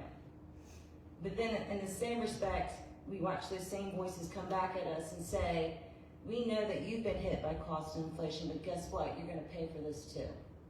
We are getting a double whammy. And I know some of these people, they have their own business, they're working second jobs. Myself, I work 3 jobs to afford to live in a town that I was raised in. The other issues that are great concern is that we've had some balls dropped, right? Took 10 years to figure out we didn't have the proper insurance on our parks equipment. So that increased our cost for non-insurance payment. We have to now pay for that out of pocket, basically. We're gonna have the increased cost of adding that to insurance, so it's kind of a double-edged sword on that one. The other was the fees, the not having the fees that you had mentioned in the one meeting, the validated or reasonings, the building fees that we didn't know or were unaware, we didn't have the justification, which opened up the town. Yeah, to a liability, and that's gonna, that cost us, that. That was addressed last fiscal year too, it was in the last But it's costing us $37,000 this year, correct? Projected to cost us $50,000 last year. Okay, well, great, it came down, but we're still paying $37,000 for a ball that was dropped.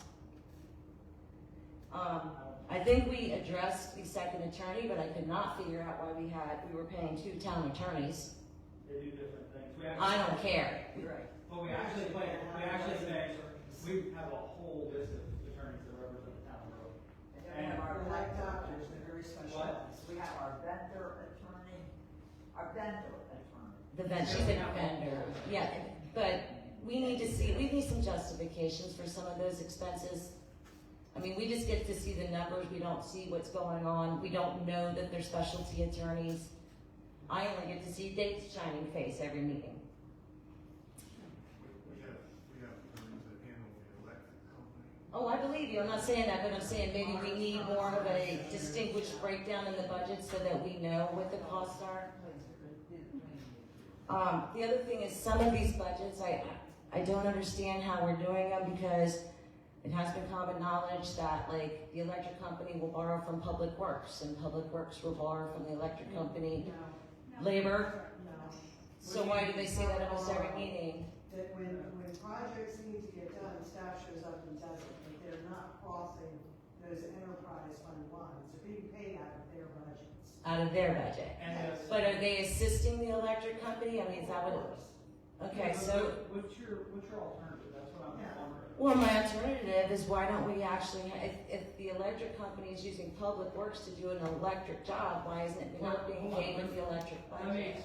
explain. Your It is being paid, okay, so that's just a misunderstanding of verbiage. No, that's what I'm saying, it's a misunderstanding of verbiage that's been used in meetings. So like, we don't have Public Works like doing wiring. Right, So what I want to make sure that people, everybody understands is that if we have electric working on a set of poles, okay, we may have water resources or we may have Public Works that's helping with like traffic control. The alternative would be hiring a third party to do that. well, no, that's not what I was even asking about a third party, what I was saying was just, why would, if a department is assisting a specific department for that specific need, I wasn't talking, I thought they intermingled with each other is the way it's been described.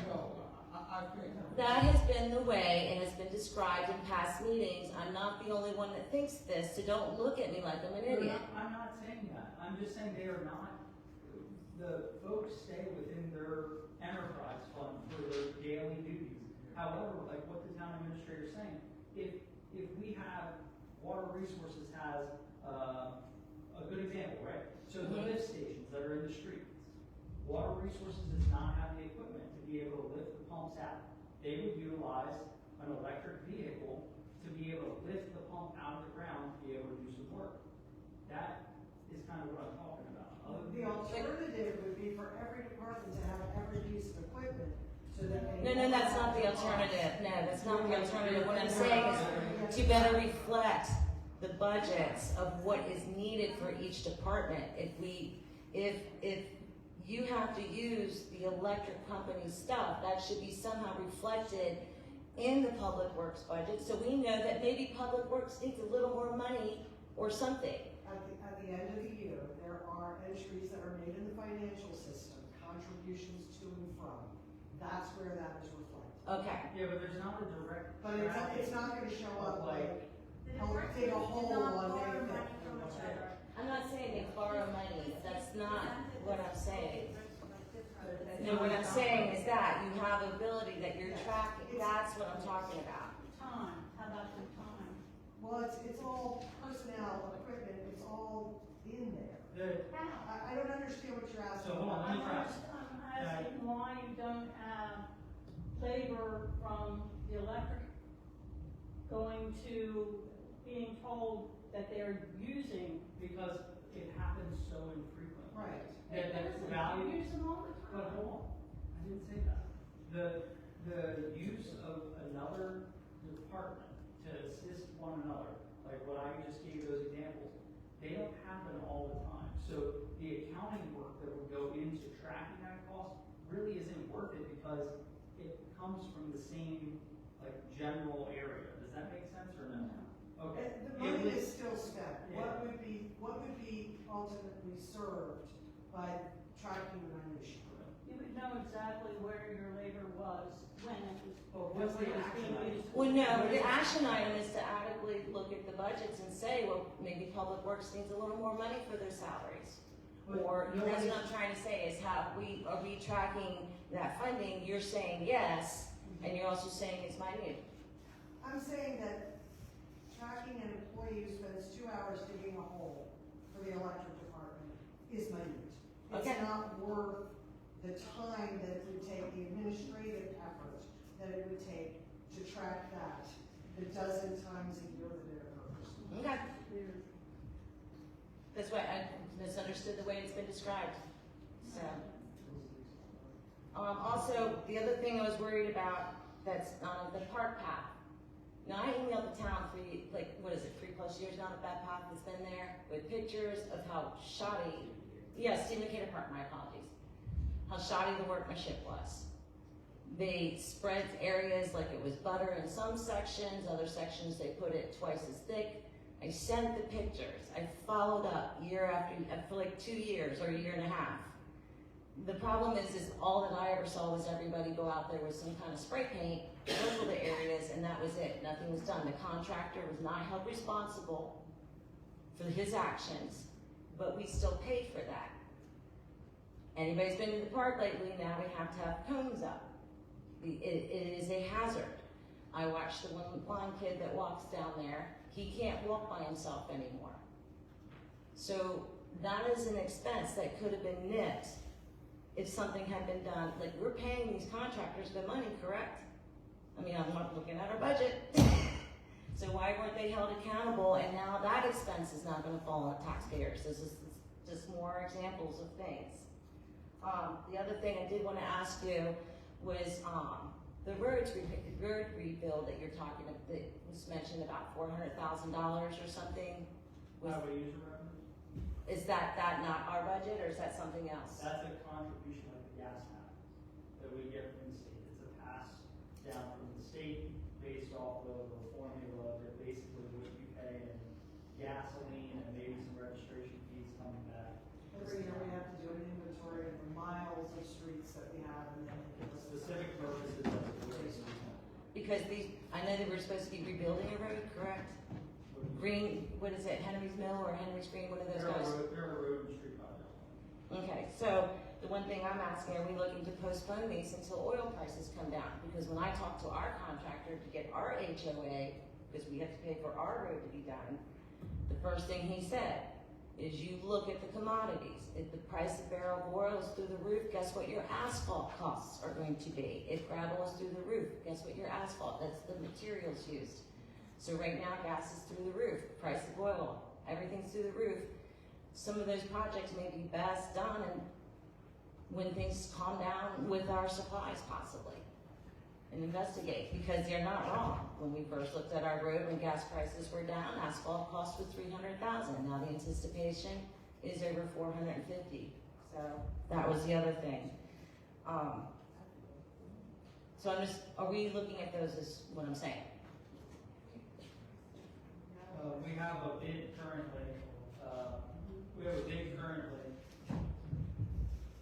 have a bid currently, out for one of the street projects. So we'll see, let's see where the numbers come in first and then we'll go from there. That project's still in the bottom. Okay. We have another bid. Okay, so we're not even there yet.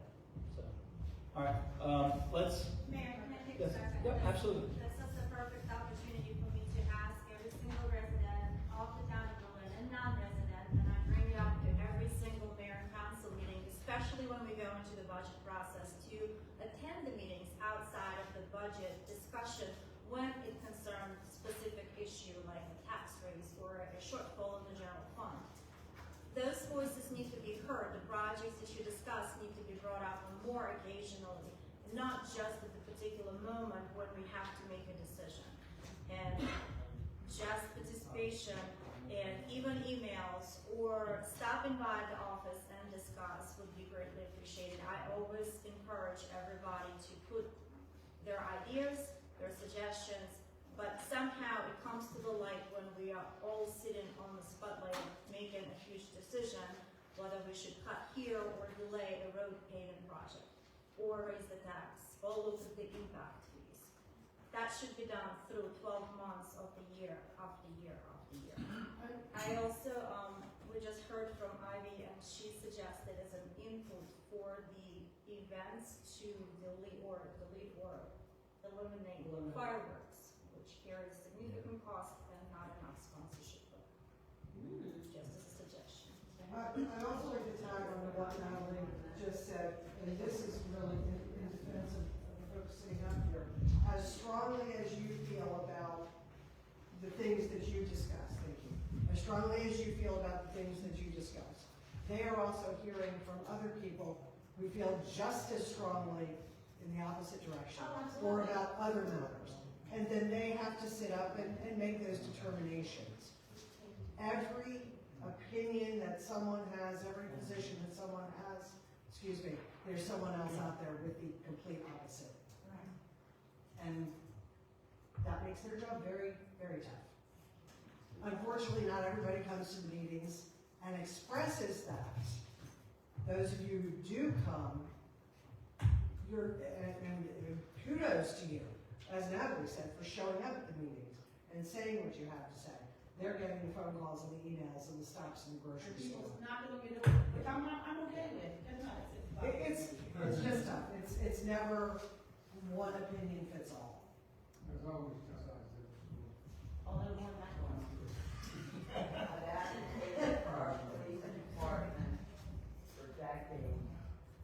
The police, I understand that overtime is their She's not gonna get picked up on the report. Our police department, I need that, our police department. It won't get picked up on the report. Our police department is by far the finest community police department, probably on the East Coast. Those men and women, they know old folk like me and our whole area that maybe needs a check, or that they didn't fall, or did they get. We have really wonderful police officers that really, really care. And it breaks my heart that they're shorthanded, it really does. I understand about the overtime, that kind of surprised me. But let's try to cut and cut and cut and cut. And if we have to do anything, just be careful. Because they are our best asset in this town is our police department and our fire department, EMS, what they need, we need them to have it too. Because Lord knows I've used them many times. And one other thing, and I'm going to sit down, I ain't going to say what I was putting into space, you won't smile and not worry about me. I just want to thank my Presbyterian Lord that he did not send a bolt of lightning from heaven right down in front of the mayor when he sat there, and out of his mouth tonight. How many years you been in office? And you said, I understand how good it is to work collectively. How about that?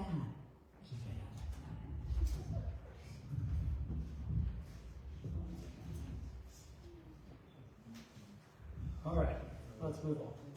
So, there was a recommendation about the fireworks. How does the group feel about that? Page 20. Page 29. It's under contracted services, middle of the page, 11,400.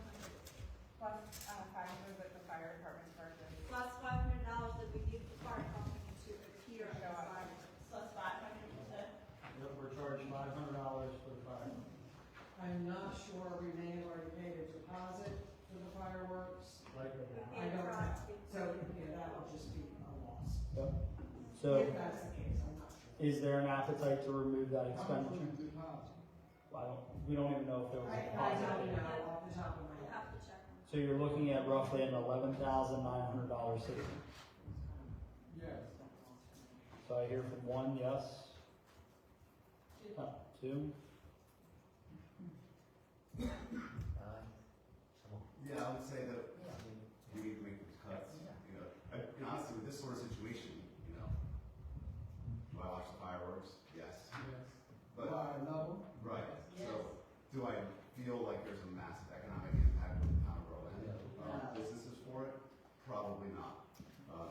citizens cherish it. Yes. So it's a matter of, this is kind of why we do this, right? So we could say, let's remove the July 3rd fireworks from the budget. But I will say, reserve the right that if we do start getting stopped in the grocery store, you know, about how much it's missed, you know, I think we should revisit that. Well, I would say this though, Steve, I get just as many comments from people asking why we do this with due to the number of people who have PTSD with the fireworks and the tents and those things. So I'm just gonna say, I mean, right now, there are a lot of people who do not appreciate the fireworks because of the address on them. So, we're gonna hear it both ways, no doubt. And that amount doesn't include police overtime for that event. There's a lot of equipment and whatnot. Well, you know, really, it's really, the big area they have at Ocean Pond, to put it over, they're beautiful. Ocean City has a lot of it's not like any of our children would be deprived of that joy, because we all grew up with it, we loved it. If we had nothing that, close, that families could not say, I would not agree to that. But sometimes, maybe this year and next year, we'll have some money out of it. Part of the citizens, we're all living this way. We're all living this way.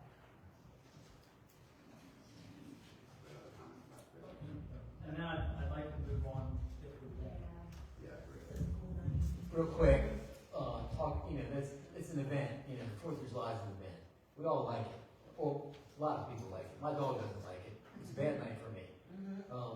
It's an event, like I think other events that over the years were made to promote the town of Berlin. Okay? I get that. And I get where the economic benefits are for the business. Some of the businesses, like on Christmas, who makes money on Christmas? Those businesses are closed. Yeah, So, exactly. And it's a detriment to a lot of the people in town. So these events that are meant to promote town, I don't believe we need to promote the town of Berlin. No.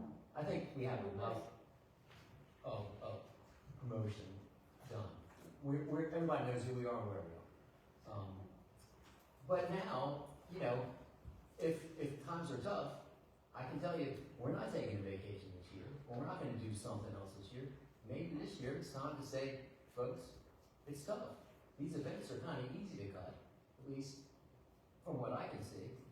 We just have to tighten our belt this year. When things get better, we'll come back. But people need to understand, I'm sure they're cutting things. It's not for us to cut some things. Maybe temporarily, but one other quick thing, in the future, we've got ADUs, auxiliary dwelling units coming up. They could really help this town, okay? They could provide housing, unlike we have anywhere. Singles, low income people, firemen, teachers. It could also help the residents who have the ADUs. I could pay my tax bill with that. Others could too. These are things that long term, I think we really need to look, now we need to really be careful about how we do this. But we're going to have to do it because the state's going to make us do it. So we got to do it right, and we got to make sure it benefits the town. We might be able to get another quarter of an EDU out of it. There's certain, this is something that we need to look at. It could solve a lot of problems in town. Thank you. That's great. Fireworks out. Yep, I put it on there. So that brings our deficit to about $48,000. So, yeah, much better than where we started. We started at Mary, you have allocated $30,000 to the fire company, that's how you come up to 60, correct? 48. Yeah, we're at 48. I know, but Yes. before that, you have allocated $30,000 to the fire company. Correct, yes. So now, the thing is as we talk about events, and I'm not saying one way or the other, and we talk about what we want, what we don't want, what we're cutting, what type of initiatives we want to support. I think that it would be prudent for all of us to maybe schedule a little bit more frequent check-ins when Natalie does her quarterly summaries financially to the town. I think it would be prudent for us to evaluate like some of this equipment, because a lot of this stuff, yes, we've sharpened our pencils, and it's one thing to take it off the list here, right, and overcome our deficit that way, which I think we've worked well together to do. But we gotta talk about what our long-term sustainability looks like. And each year we end up in this predicament, which we're able to help work through together.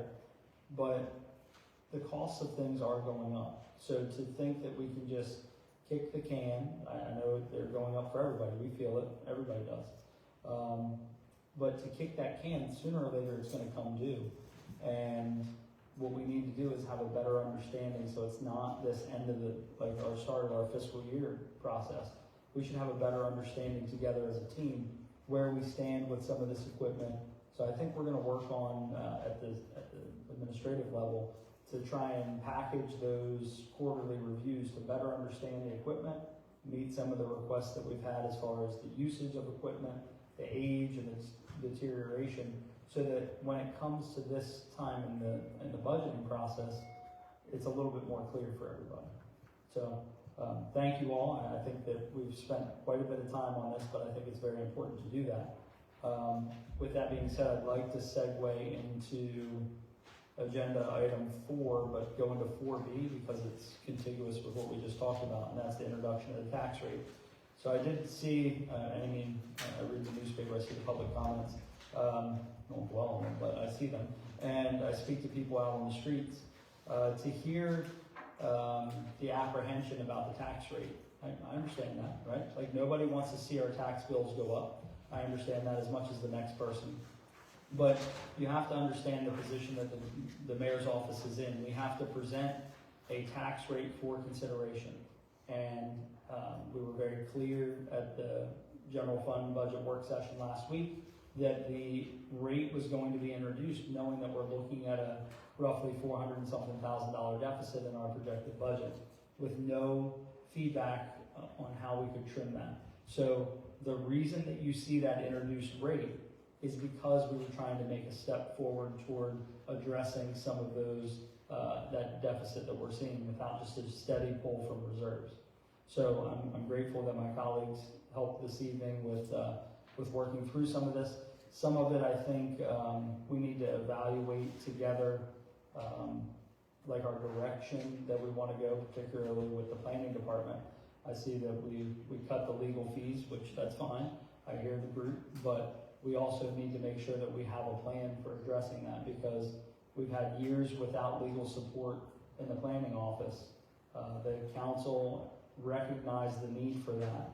We enacted a contract to be able to have those services take place in the planning office. And in many respects, it has saved the town of Berlin substantial costs associated with legal challenges that may have arisen from previous decisions. You agree, Mary? I mean, there's been a substantial savings there. So to just head into the planning sphere without any real expertise there, I don't know if that's the most prudent or best approach for the town of Berlin. So I would urge my colleagues to really consider that. I've heard what you all say tonight. I hear that there are votes up here to be able to pull that, but know that I really think that that is a poor, short-sighted decision by this body. I think that it lacks a plan for how to protect the town legally in a very necessary department. We talked about other legal services that we have for specialized counsel. This is no different. So the introduced tax rate stands at 84 cents per $100 of assessed value, but it looks like we won't need that according to the $48,000 deficit. We will need a strategy to overcome that $48,000 deficit. So look to see that budget introduced with a lower tax rate if we can still cover the $48,000 in an additional way. I will urge my colleagues that if you have a pathway or an idea or advice, I'm all ears, but we do need a way to be able to overcome that and not just moving up our revenues without a strategy. So we don't need to introduce a tax rate It is, Tonight? well, it's introduced, but what will happen is hopefully we'll get action on that at a different rate to meet the deficit. So the introduced tax rate is 84 cents per $100 of assessed item in accordance with ordinance 2026-03, and there will be a public hearing on that at our next meeting. Are But you suggesting that the ordinance be amended prior to the public hearing? it's just introduced, but I mean, this generates how much, Natalie? This, In additional a revenue? penny and a quarter of a penny, which the rate will go to 84 cents per 100 will produce, I'm gonna round to the nearest thousand, 80,000. Okay, so you need, what's our sweet spot for 50,000? A penny? A penny will generate $64,000. Okay. So with that being said, is there an urge to change? Mayor, skip the line, I'm sorry, Yep. and I am receiving letters from State Department of Assessment and Taxation. Several major properties in the town is appealing their base rates, so it potentially could see assessed value go down. So that is just approximate numbers. Okay. So with that being said, we're looking at a $48,000 hole, and a penny generates 60,000. So if the body has an urge to amend that,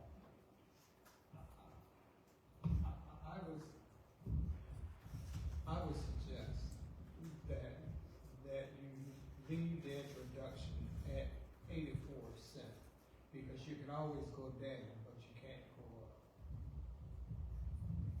how does the rest of the group feel? This is a tough one, but at this time, I can't personally support a tax increase. I would opt to keep it at the same rate as we did last year. I don't support an increase at all.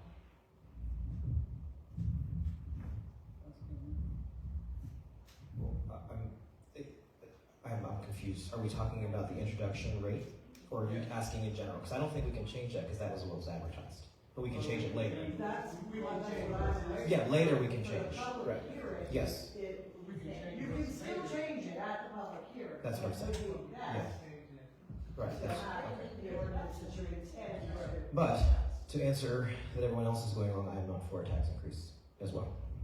I'm not for a tax increase as well. So we got to continue to work to get to where we want to be, what you've introduced. So, well, I've introduced what I said I would at the general fund budget work session, knowing we had a $400 and something thousand deficit. We've sharpened the pencil, but if the body is saying, which, I mean, I feel you on the no higher taxes, I got it, then we need a plan. What I'm saying to the group, we need a plan to overcome $50,000. So, well, yeah, so sharpen your pencils. Next meeting, we're putting a discussion on how we're gonna overcome $50,000 before we action the tax rate. If you did take away the fireworks or any other. That gets us to $48,000 in the hole. Right, with the overtime of everything that would cost us with. That part we don't know yet. We'll get a little bit more Yes, information right, there. okay, that's But, It's not gonna actually be like. no, it's not, it won't come to that, but No, it, but I'm saying like, that is an avenue. correct, it should go a little lower. But, I mean, we're looking at roughly a $50,000 hole. We will amend the, tax rate for the public hearing to be our current tax rate. We do need, before that, we'll have another discussion about what we're doing to trim that. All right, everybody? Okay. Mayor, I want to have on record, just from finance department and my team, I have advocated for incremental tax increase every single year. Go it on.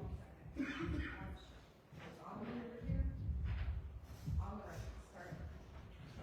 Thank you, sorry.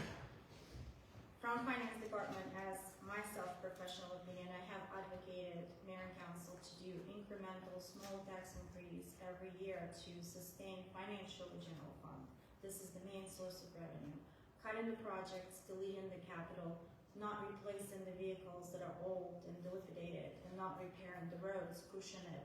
We're repeating the histories of past. We have passed many years without rate increase, and then we jump high, effectively damaging every single household in the payments. A penny and a quarter will equal only $60 a year. Yes, it is significant for some, but if you divide it into 12 months and think what we're achieving and what we're cutting, we have to value the benefit. We're placing assets in danger, capital project in danger for potentially 80,000. It is not financially sustainable just delaying the project, not doing it, not giving employees 0.5% value the personnel cost. We've heard the fire company and the cost of the equipment. We are facing the same exact challenge to operate and run, provide the services, making sure the community is safe. Thank you.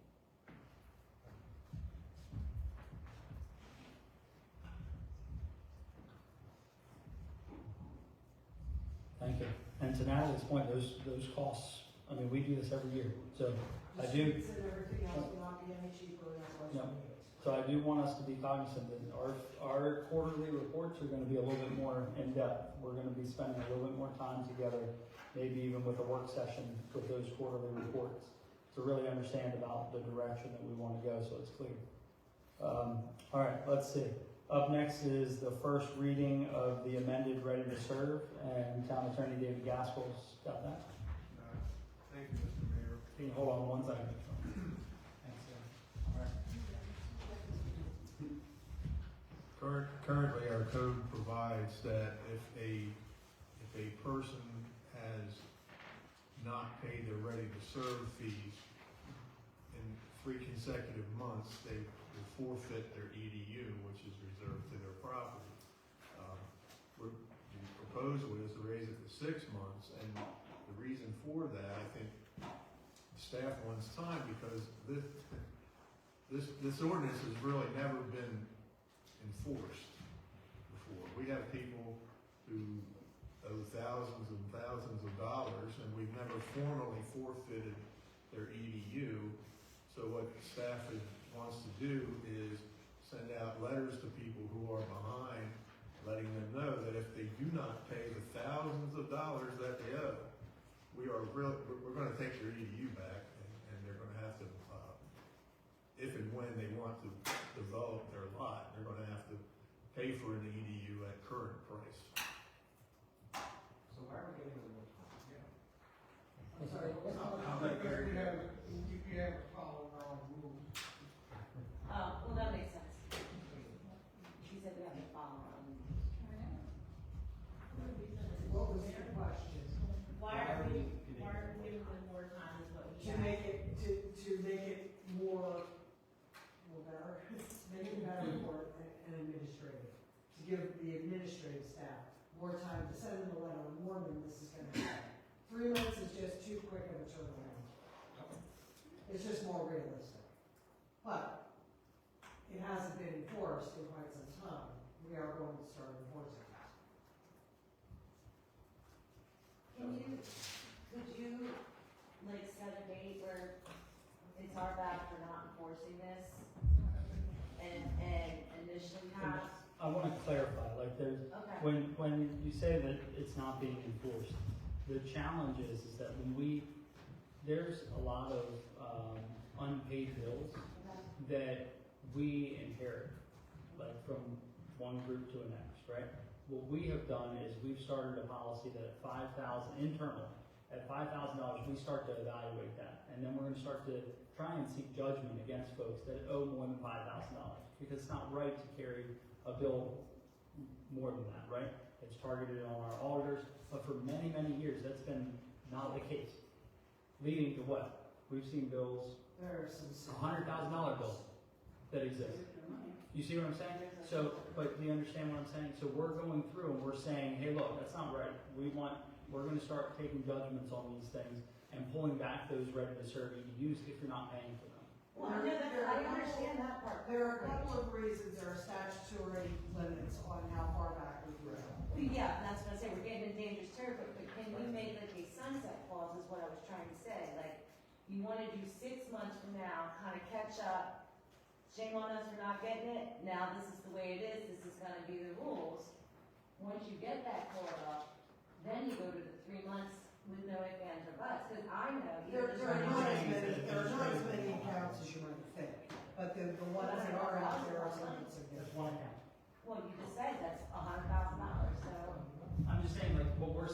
administratively, the workload on staff, we can't hit the 3 months. We're gonna hit 6 months. So, We're gonna look at 3 months, we're gonna send letters, Yep. letting them know. like starting the But then process. at 6 months, Yep. it's done. Is this just for the existing, or is this going to be? It'll be going forward.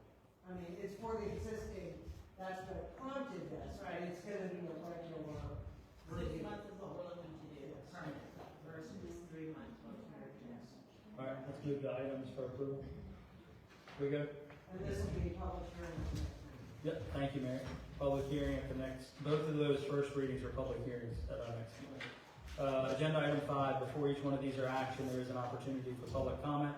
Agenda item 5A, amended motion 2026-17, lead service line award of contract, and Nick, you're here to give you a, mind grabbing this one? Just to give it a little, have a seat. To give a little, information, why this is being presented as an amended motion. We actually reviewed this at the last meeting, but through conversations with our funding source and various other things, Nick has adjusted those numbers, so we're bringing that back for clarity. If Mary's correct, there's 2 additional items that the state funding agency requires to be accounted for within the budget for the project. That being a 3% total construction cost for administrative costs and a 5% contingency cost. And those percentages are based on the total construction cost as bid for the project. So now accounting for those 2 costs, the correct or updated funding shortfall amount is $618,119. The recommendation is to basically the same as previous, just requesting additional funds for the city. And as we discussed at the last meeting, the intent is to seek funding where we can to make up that difference. But this is a project that we, as we said before, we have to do by law. So one way or the other, it's happening. And if we don't do it through a grant, it's gonna cost us way more. Yes, we have already received fantastic funding sources on this that DBS did have and got us in line for, so. All right, let's see, any public comment regarding motion 2026-17? See none, take action by the council. I have a motion by Vice President Burrell, second by Councilmember Horace. All in favor say aye. Aye. All opposed, let the record reflect the motion 2026-17 passes unanimously. All council members present. Up next, agenda item 5B, motion 2026-23, multi-purpose building demo change order. Nick, you got this one as well.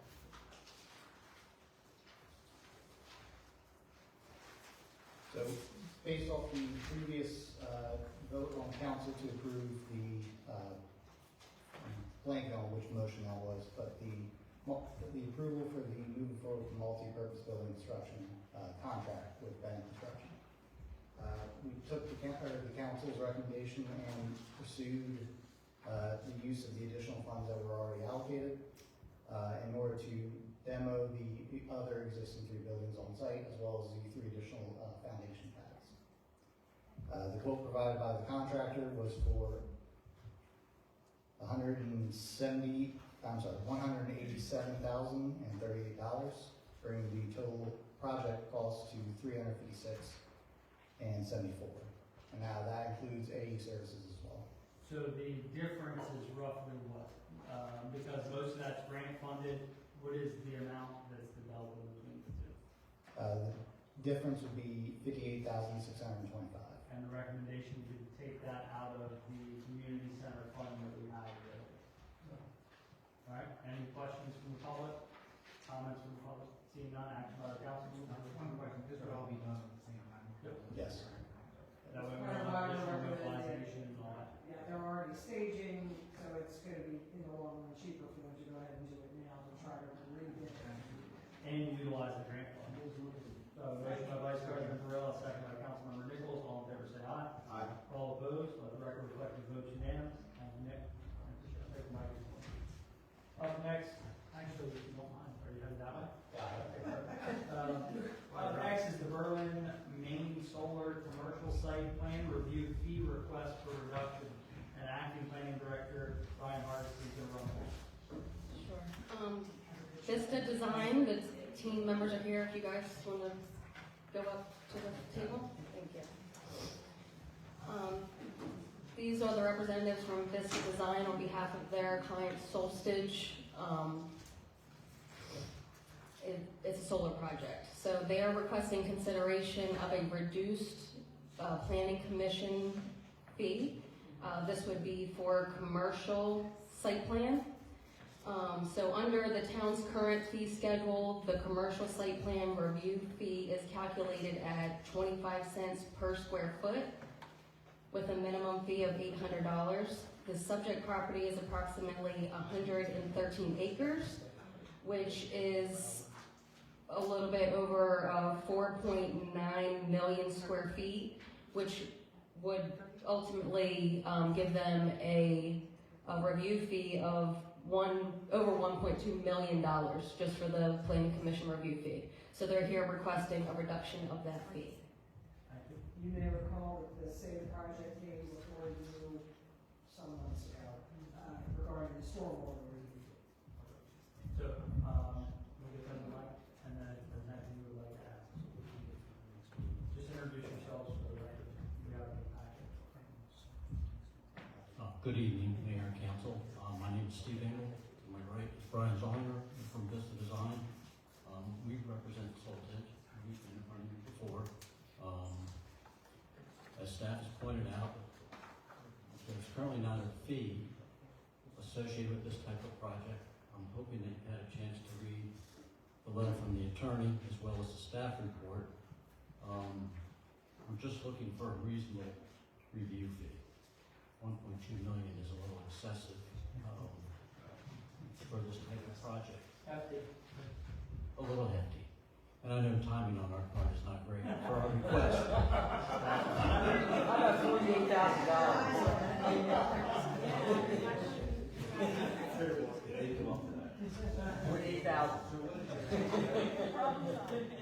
So, we're okay with what the staff report recommends or suggested. We're fine with it. The staff is recommending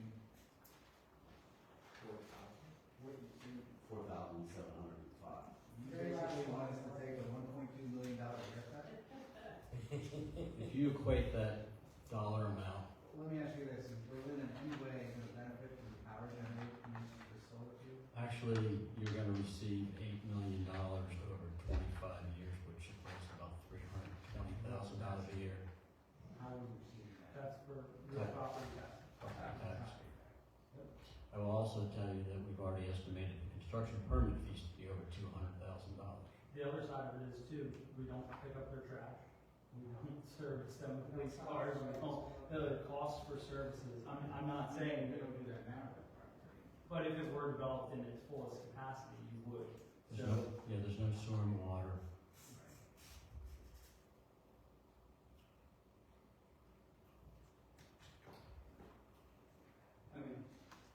It's up to the body, but $1.2 million is astronomical. But if staff report includes the $4,705, there's a basis for that. So keep that in mind as well. We already authorized a huge reduction in stormwater fees. Because the scope of the project was different than what a typical.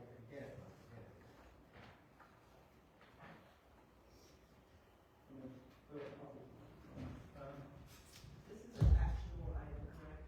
This is, we'll open it up to any public comment. Yes. In discussing the property tax, is that different because of the use? Is it ag now? Is it changed? I mean, is it the same tax last year as it will be? I honestly don't have an answer when it's gonna be added to the vote, on which basis, whether they're gonna be qualified to reduction, so the estimate is given, I don't have no backup to those numbers. You all. They might be charged at a different rate because they consider the That's the utility question, tax, yeah. and that's all questions to be asked. If the use changes the zoning, which changes the tax. I would think so, I can't answer it, it doesn't make sense. That's the question. It's now going to use commercial. Yeah, can you, I'm curious, how do you use that number? Could you explain that in the property tax revenue? I cannot. That number was presented when we conditional use, that number was, explained at that point, and I just don't recall. Where, because I know we have a matter at hand here, but where are you all in your process? We are currently going through the CPCN process, which they expect to have approval probably, in October. As long as we obtain all the approvals from the town, they would like to start work shortly thereafter. And, there's no involvement from the county on this project, correct? Since inside the town, Berlin, or is there? It was minimal involvement with the county as far as forest conservation, but that is really the only, we'll have to elect an electrical permit through the town, through the county, but as far as I'm aware, that's the only thing we would work with the county for. If we didn't approve this reduction, where does that leave the project? Ought to be a matter, for the attorney. It's, if you equate that $1.2 million in time at my hourly rate, that's like 711 8-hour days to review a plan. It's excessive. I don't think they're looking.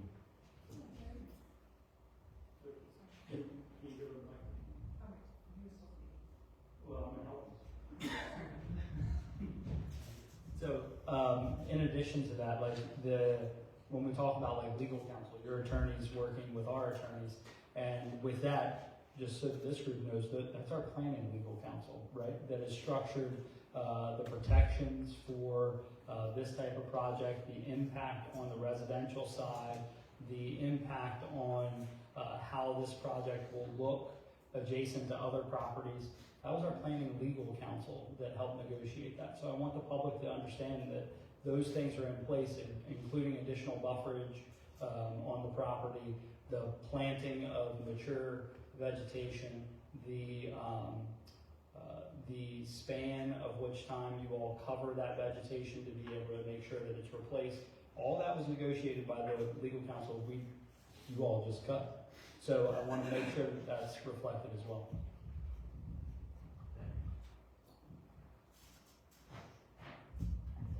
I want to touch on that as well.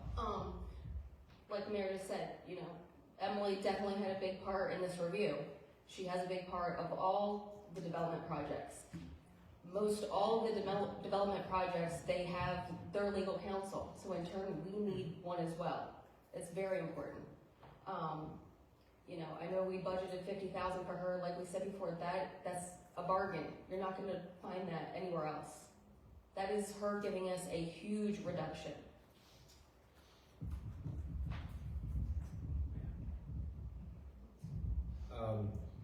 Well, I do agree that 1.2 is too high. However, I would throw out to the group. Wait, do we have public comment already? Is this, okay, sorry. Okay. So I would be willing to throw out a 1,000 base fee plus 60 an acre, bringing a total of 6,780.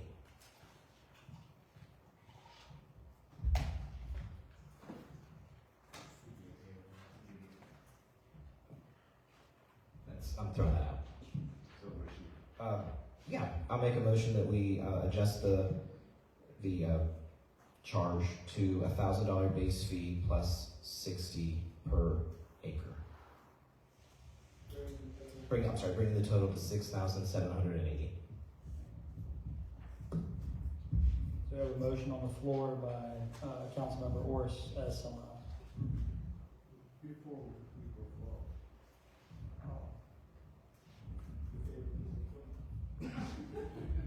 Before we go forward, again, we have something on the books that is not enforced or not even reasonable. I would say in this particular case, this is a unique project. When those fees were developed, they're fine for someone who wants to build a building. Yeah, they're more But for this is commercial a- buildings. yeah. We don't have anything on our fee schedule Well, for let me this type of finish. project. Let me finish. If that's the case, that needs to be reflected in this is a one-off project. We need to make allowances for these, so we'll know what we're doing when someone comes in with a project of this nature. All I'm saying is, we need to update what we do to what is. So maybe what we do is for the fee schedule that we have, we just add whatever this summary of the rate is, if it passes. This is to the fee. why we wanted a fee review. Correct. Councilmember Nichols. Yeah. So we spoke on, we saw you gentlemen a few months back talking about the stormwater and we made adjustments there. And here we are, and again, I get it, this is a one-off. And fellas, I know you're like, damn, we walked in this door on the wrong day. Well, guess what? You are here now. But we're back looking at this again for another fee reduction. What other fees are there associated with this that may come back in a few months or a couple weeks for another reduction? We did look at all the other fees that would come back. The building permit would be the next fee, that would have to be accounted for. And that's based on construction estimates, what it's gonna cost to build the project. And all those numbers that we came up with based off of what is in your fee schedule, the developer is trying to say, because we didn't want to come back. We didn't realize that this fee was gonna be as high as it was, or else we would have did it all at the same time previously. But we will not be back to ask for it. So this is the last one, but everything else, as you're stating, everything else you've looked at. This is the last comeback. There's this one, and then the other fee that would be for building permits, which is what we looked at. But you were comfortable. Impact fees. Building fees are. Yeah, it's The building fees are. it's off the construction cost. Yeah. And Mary, you said impact? Impact fees. That one's coming next. Well, they're based at $1 per square foot of building. We don't have any buildings. It's not well It's defined. not a building, it's structures. Right. That's another. So we got another weak spot. So. This is why we wanted a fee review. But this use doesn't increase town services, right? That's what impact fees But are the meant to. fee is based on square footage. No, I understand, but impact fees are meant to account for an increase in services that the town is providing, and it doesn't seem that we're providing any service. I don't disagree. No services at all will be provided. And square footage based on building size, not acreage of property. And Sure. then just my quick search in real estate apps, it's gonna be minimum because most of it is property and equipment, and if it's not registered in the state of Maryland, Cal will not receive much. We would like the amount that you stated this evening, can you please provide that to us in how it was justified during the approval process? You said $8 million over 25 years. Yes, I think that's yes. Can you provide justification for us for that, please? All right, we got a motion on the floor from Councilmember Ortiz. Can I make one more question? Just call it. If you said you wanted to calculate it $60 per acre, plus $1,000 basic, that's 77, 67. The $30 per acre is 67, 100, the extra thousand, So I'll need to amend that to reflect 7,780. Thank you. Okay, so we got a motion on the floor. Got a second by Vice President Burrell. All in favor, say aye. Aye. All opposed? Alright. Let the record. I'm opposed, Okay. because I can't say yes today because there's gonna be something that's gonna come back. So, They say that- You know, they say No. that. he said no, Okay. but it's okay. How do you want us to record or summarize your vote?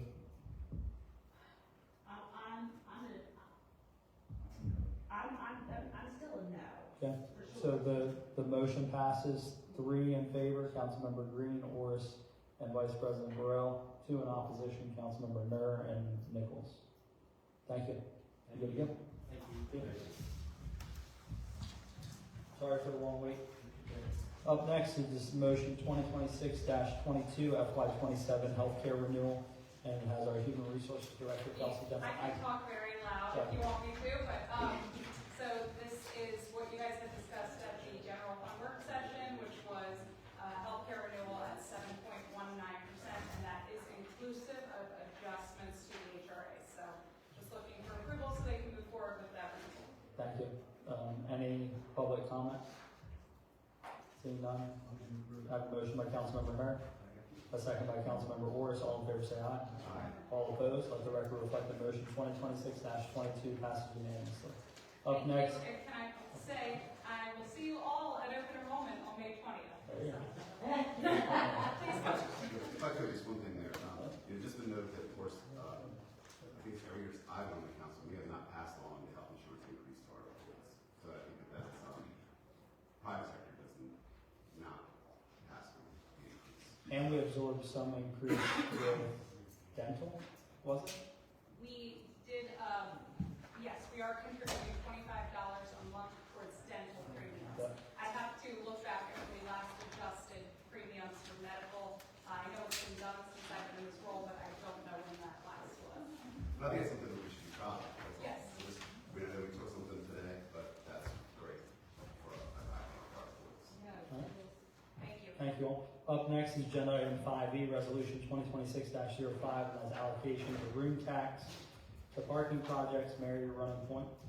This is reflective of the discussion that was held at the budget work session to be based on the increase in the room tax percentage. You're allocating 10% of the total revenue to parking. And does this also enact a parking fund? It is not a fund, Okay. it is a separate line item, Okay. we're not opening a brand new fund. Okay. At the end of fiscal year, we're gonna take 10% from what we have collected from room tax and set aside. Okay, how are we going to account for it? That's what I We're want. gonna open a brand new Okay, savings all right. account in the bank, but it is not a fund. Okay, that's fine. Why wouldn't it be a fund? The fund will require personnel costs and brand new setup over financial attachment, the equipment and everything. Just opening one line item is not qualified to be a fund. But it's trackable the way that we're planning to do it. It is trackable on the budget and the expense and revenues. Thank you.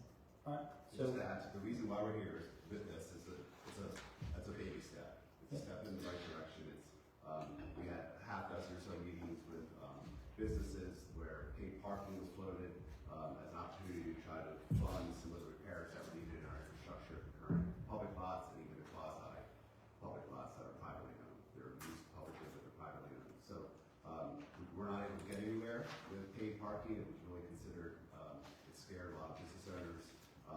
I think there's some of us that still feel like it's time needed, but this is just setting aside a little bit of opportunity for tourism, pay for tourism. It's going to take us quite a while for it to matter. We have over $1 million in expenses, but it's something. I think it's a start. It makes me feel a little bit proud that we're doing it, and that we had a lot of hours of meetings and we didn't get anywhere. So I feel like this is progress. all right. Any public comment? Seeing none, we'll take action. Well, if I can just real quick. So if I could just real quick say, I'm going to go ahead and make the motion to approve, but I just want to, share that we work together to solve this problem. I think it's a great example. And thank you to colleagues and staff for working on it and getting it to us rather timely, which was awesome. So I'm going to go ahead and make the motion to approve resolution 2026-05. Second. You were beat. So, motion by Councilmember Horace and a second by Councilmember Nur. All in favor say aye. Aye. All opposed, let the record reflect the resolution 2025-06 passes unanimously. Up next is agenda item 6, and that's town administrator's report. Let's pass it. Just want to touch on a couple of dates.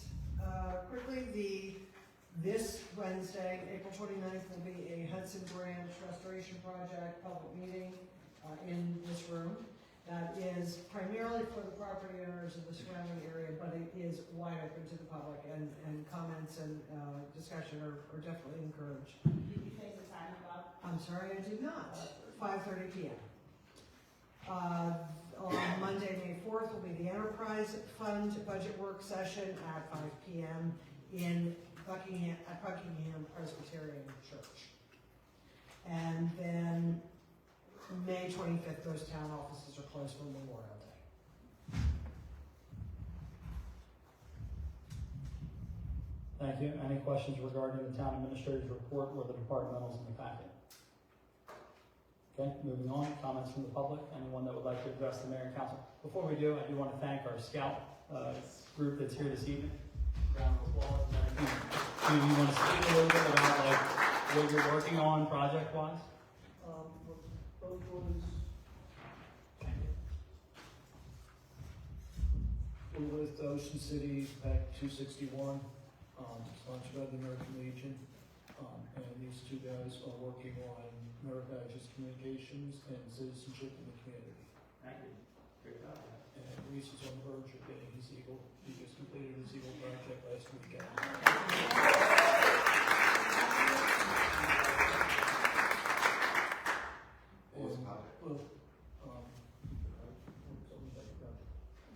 Okay, so the project was for the Ocean City Tomcats. It was, I made shelves for one of their sanctuaries, on like Ocean City Road in Parsonsburg. Oh, Gina loves that. She loves that leaning in. It gives the cats an opportunity to comfortably sit and get sun and all that. How old are you guys? I'm 17. I'm 15. Right? Yeah. I'm ready to play the wrestler and all. Listen to me. Hold with you up. This is big stuff. Like, I don't know if everybody in the real world or the outside community understands. It's a lot to be a student these days. But it's a lot to be a student and a student athlete. It's a lot to be a student athlete that's also a scout. Because you gotta maintain your grade school, all those things. Then you gotta be here till 9 o'clock. I mean, and to do those, this project is huge, but not many scouts get that far. I remember being a Girl Scout and a Girl Scout troop leader, and it was work for our girls to get the badges. Like, we got the gold and the silver, but the eagle, that thing is, that's a huge feat. And then you also have a job. Like, not that I'm stalking you or anything, but I know what you think. But that's in downtown Berlin. That's what I'm saying. It's a lot to be a young person today and maintain all those things. So I mean, I say kudos to you. I applaud you.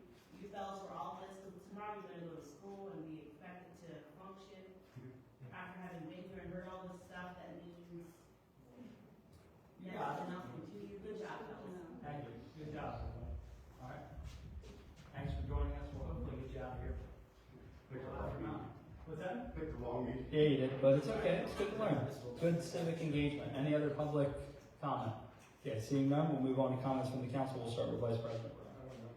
Okay, we'll go to Councilmember Mayor. Real quick, for the record, I was an Eagle Scout too, so I'm right there with you. Natalie, could you take a moment and talk about Melissa's Scholarship Award? I think that's pretty cool, so I'd like to hear Yes, about it. thank you. Last award been received by the town of Berlin in 2012. Maryland Jeepaway is a long-standing organization that pretty much unites all the Maryland municipalities and administration, works on policies, improvement, economics. We've been a member for a long time. The award is given to an accountant for significant improvement at work, for dedication to professionalism. So I have applied for my staff on behalf of Town Berlin, and Melissa Coffey was awarded. She will receive a 1-year free membership, and also the summer conference will be paid by the Maryland Jeepaway for her to attend. So we're very proud.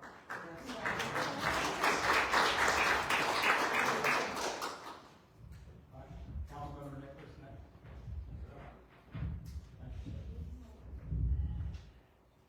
I wasn't here last week when the chief was brought on board, so congratulations, welcome. We're so glad you're here.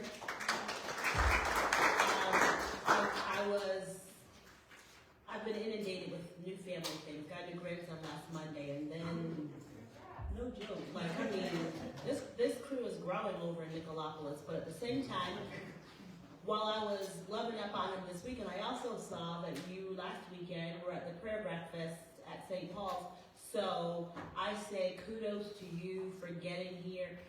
And I feel like I've seen you sitting in the back of meetings before that. So kudos to you for coming into the town and jumping right in. That means a lot to us as this body, but also as citizens, to see that you value the role and that you're standing by the word that you want to be an active member and jump right in and participate in events. So thank you for that as a council member, but also thank you for that as a member of the community. That means a lot to us. Budget season, that bad B word, is a tough time of year. We are, as Mary stated, we hear the comments from everybody that sits present, but we also hear the comments from everybody that calls, texts, emails, that knocks on our door, that meets us at our front doorstep as we're about to hop in our car and head to work at 7 o'clock in the morning. I don't have a problem with those things. I don't, truly. But just know that sometimes I may not answer because my Nicolopolis does require a little tiny bit of me too. But I hear you, and when I come here, ladies and gentlemen, to ask the questions and to say the things, I don't speak for Shanika Nichols 85% of the time. I'm usually speaking for somebody else who's texting me or calling me or who has left a message on my windshield wiper. So, ladies and gentlemen, when I speak, it's for you all. All right, Councilman Morris. I don't have anything else to add tonight.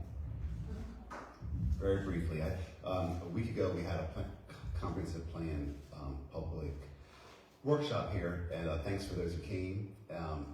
There is a survey that's part of this process, and we at that time there were only 16 folks that had taken it. I'm not looking to chastise anybody, but we'll just continue to the town will continue to pump it out. Was at a Snow Hill.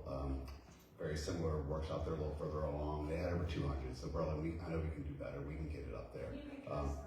Yeah. That's happened. I go to do it and then I forget where it is. Right. It's on the website, correct? Yeah. But thank you. Because the website is nice. There's a little. They don't call it a website, but I like the website, the story map that we have, and it does have a lot of information on it. So the survey should take 10 minutes to do. But if you could, just a reminder to please participate in it. They tried to make us feel better with their comment, but we can do better. We can do better. All right, so up next, my bedtime alarm. So up next, agenda item 9, comments from the mayor's office. I do have something I asked the town attorney to look into today. There's a parcel of property, 210 Flower Street, that's contiguous with the community center parcel that we work to consolidate. If you draw a line around like the property boundary as it is today, there's a little bump out. I think it's like 5,000 or so square feet. That is going to auction, from what I understand, on May 8th. I'm not sure how it's going to. Yeah, I don't either, but they're advertising an auction for May 8th with that. There are some things that we're working through together, but I wanted to gauge the appetite of the group. Minimum bid is 5,000 to start. It's 25. I think that's their goal was to reach 25, but I think the, 50. what's it? Oh, okay. Well, so I think we have some more information to gather, but what I had read was a $5,000 start and trying to achieve the 25, but Gaskell says 50. My request to the group was going to be to see what you all think and maybe cap ours at 25,000 if that's something we want to look at, or if we just want to let that kind of go by its wayside. What's that? Gaskell, who's the owner? That's questionable, but who's the owner? Jason Bowen, who's currently residing in Durham, North Carolina.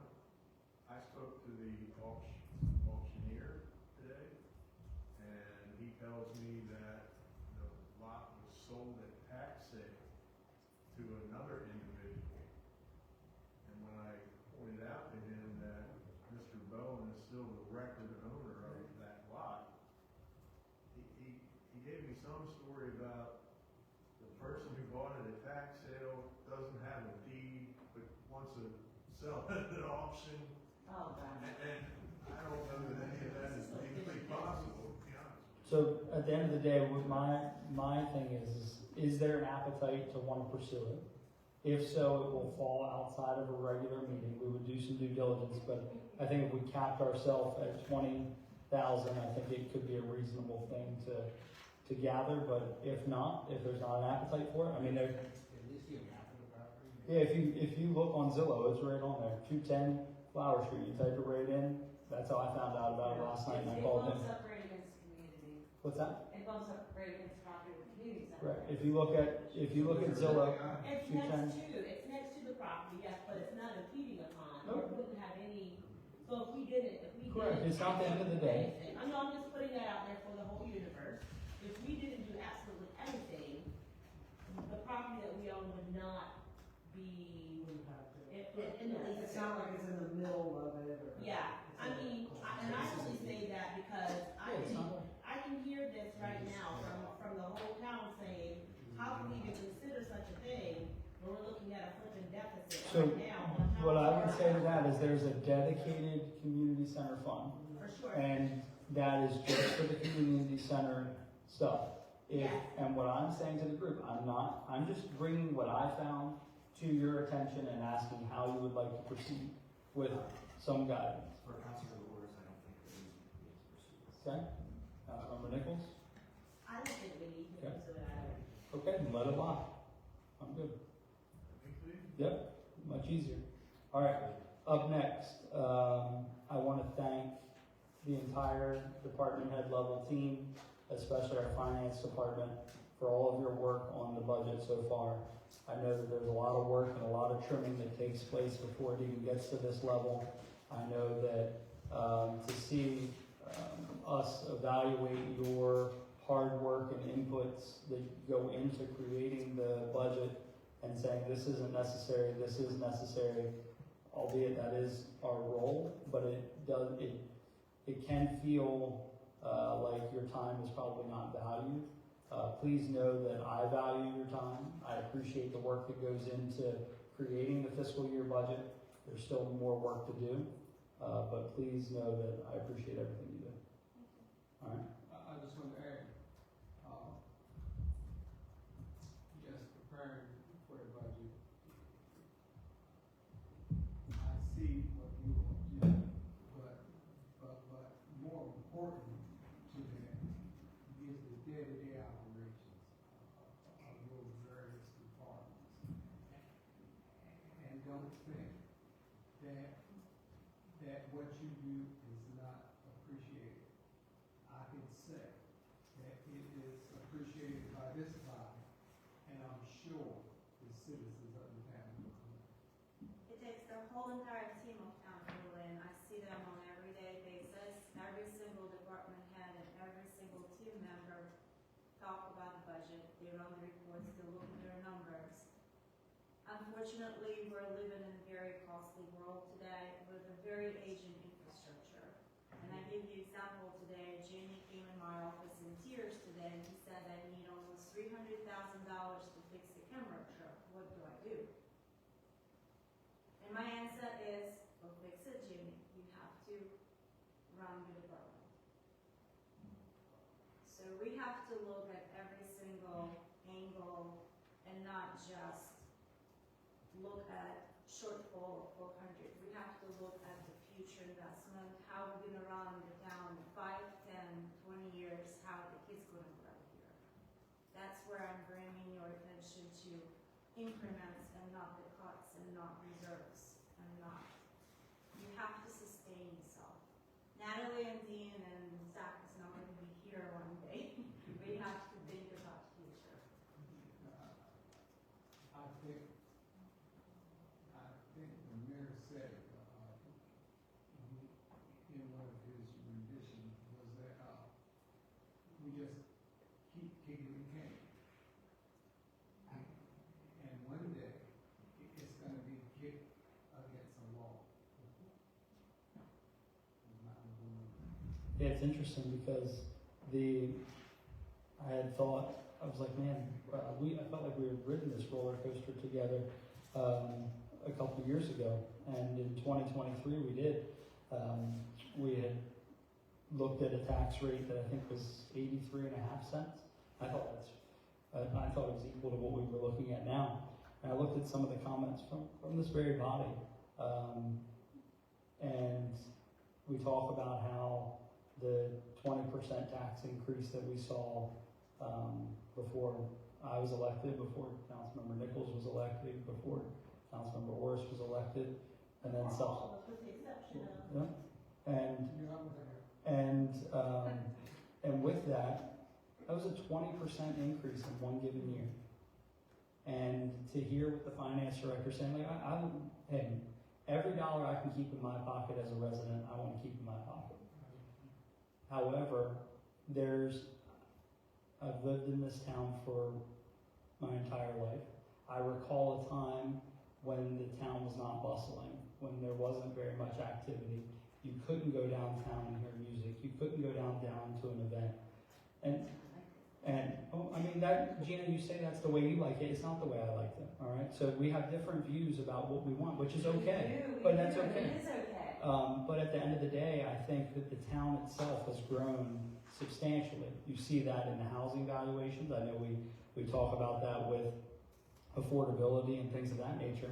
But there is a return that the citizens see. You see it in the equity in your homes. You see it in the ability to sell your house if you're trying to take that route. You see it in the quality of life that you have.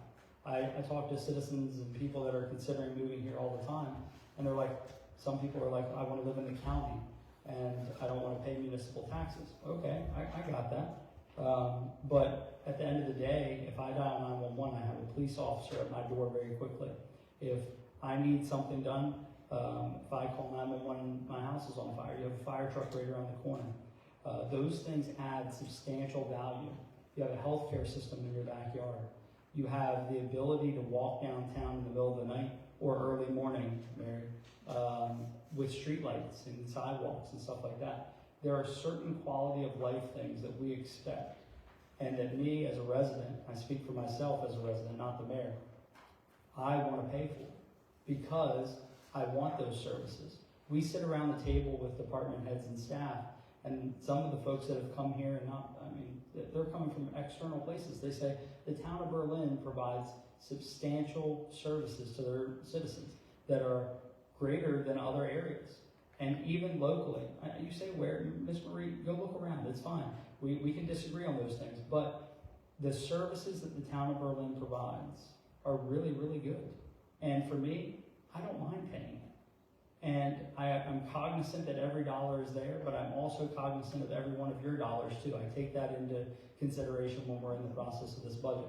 But strategically, when we look at the direction of the town of Berlin, I have to say I'm pro-growth, I'm pro-services for our citizens, and I think by and far, the citizens that I get stopped in the grocery store, that I see out on the streets, don't mind paying for the level of service that we have. So just keep that in mind. All right, I'll turn it over to anybody for the press.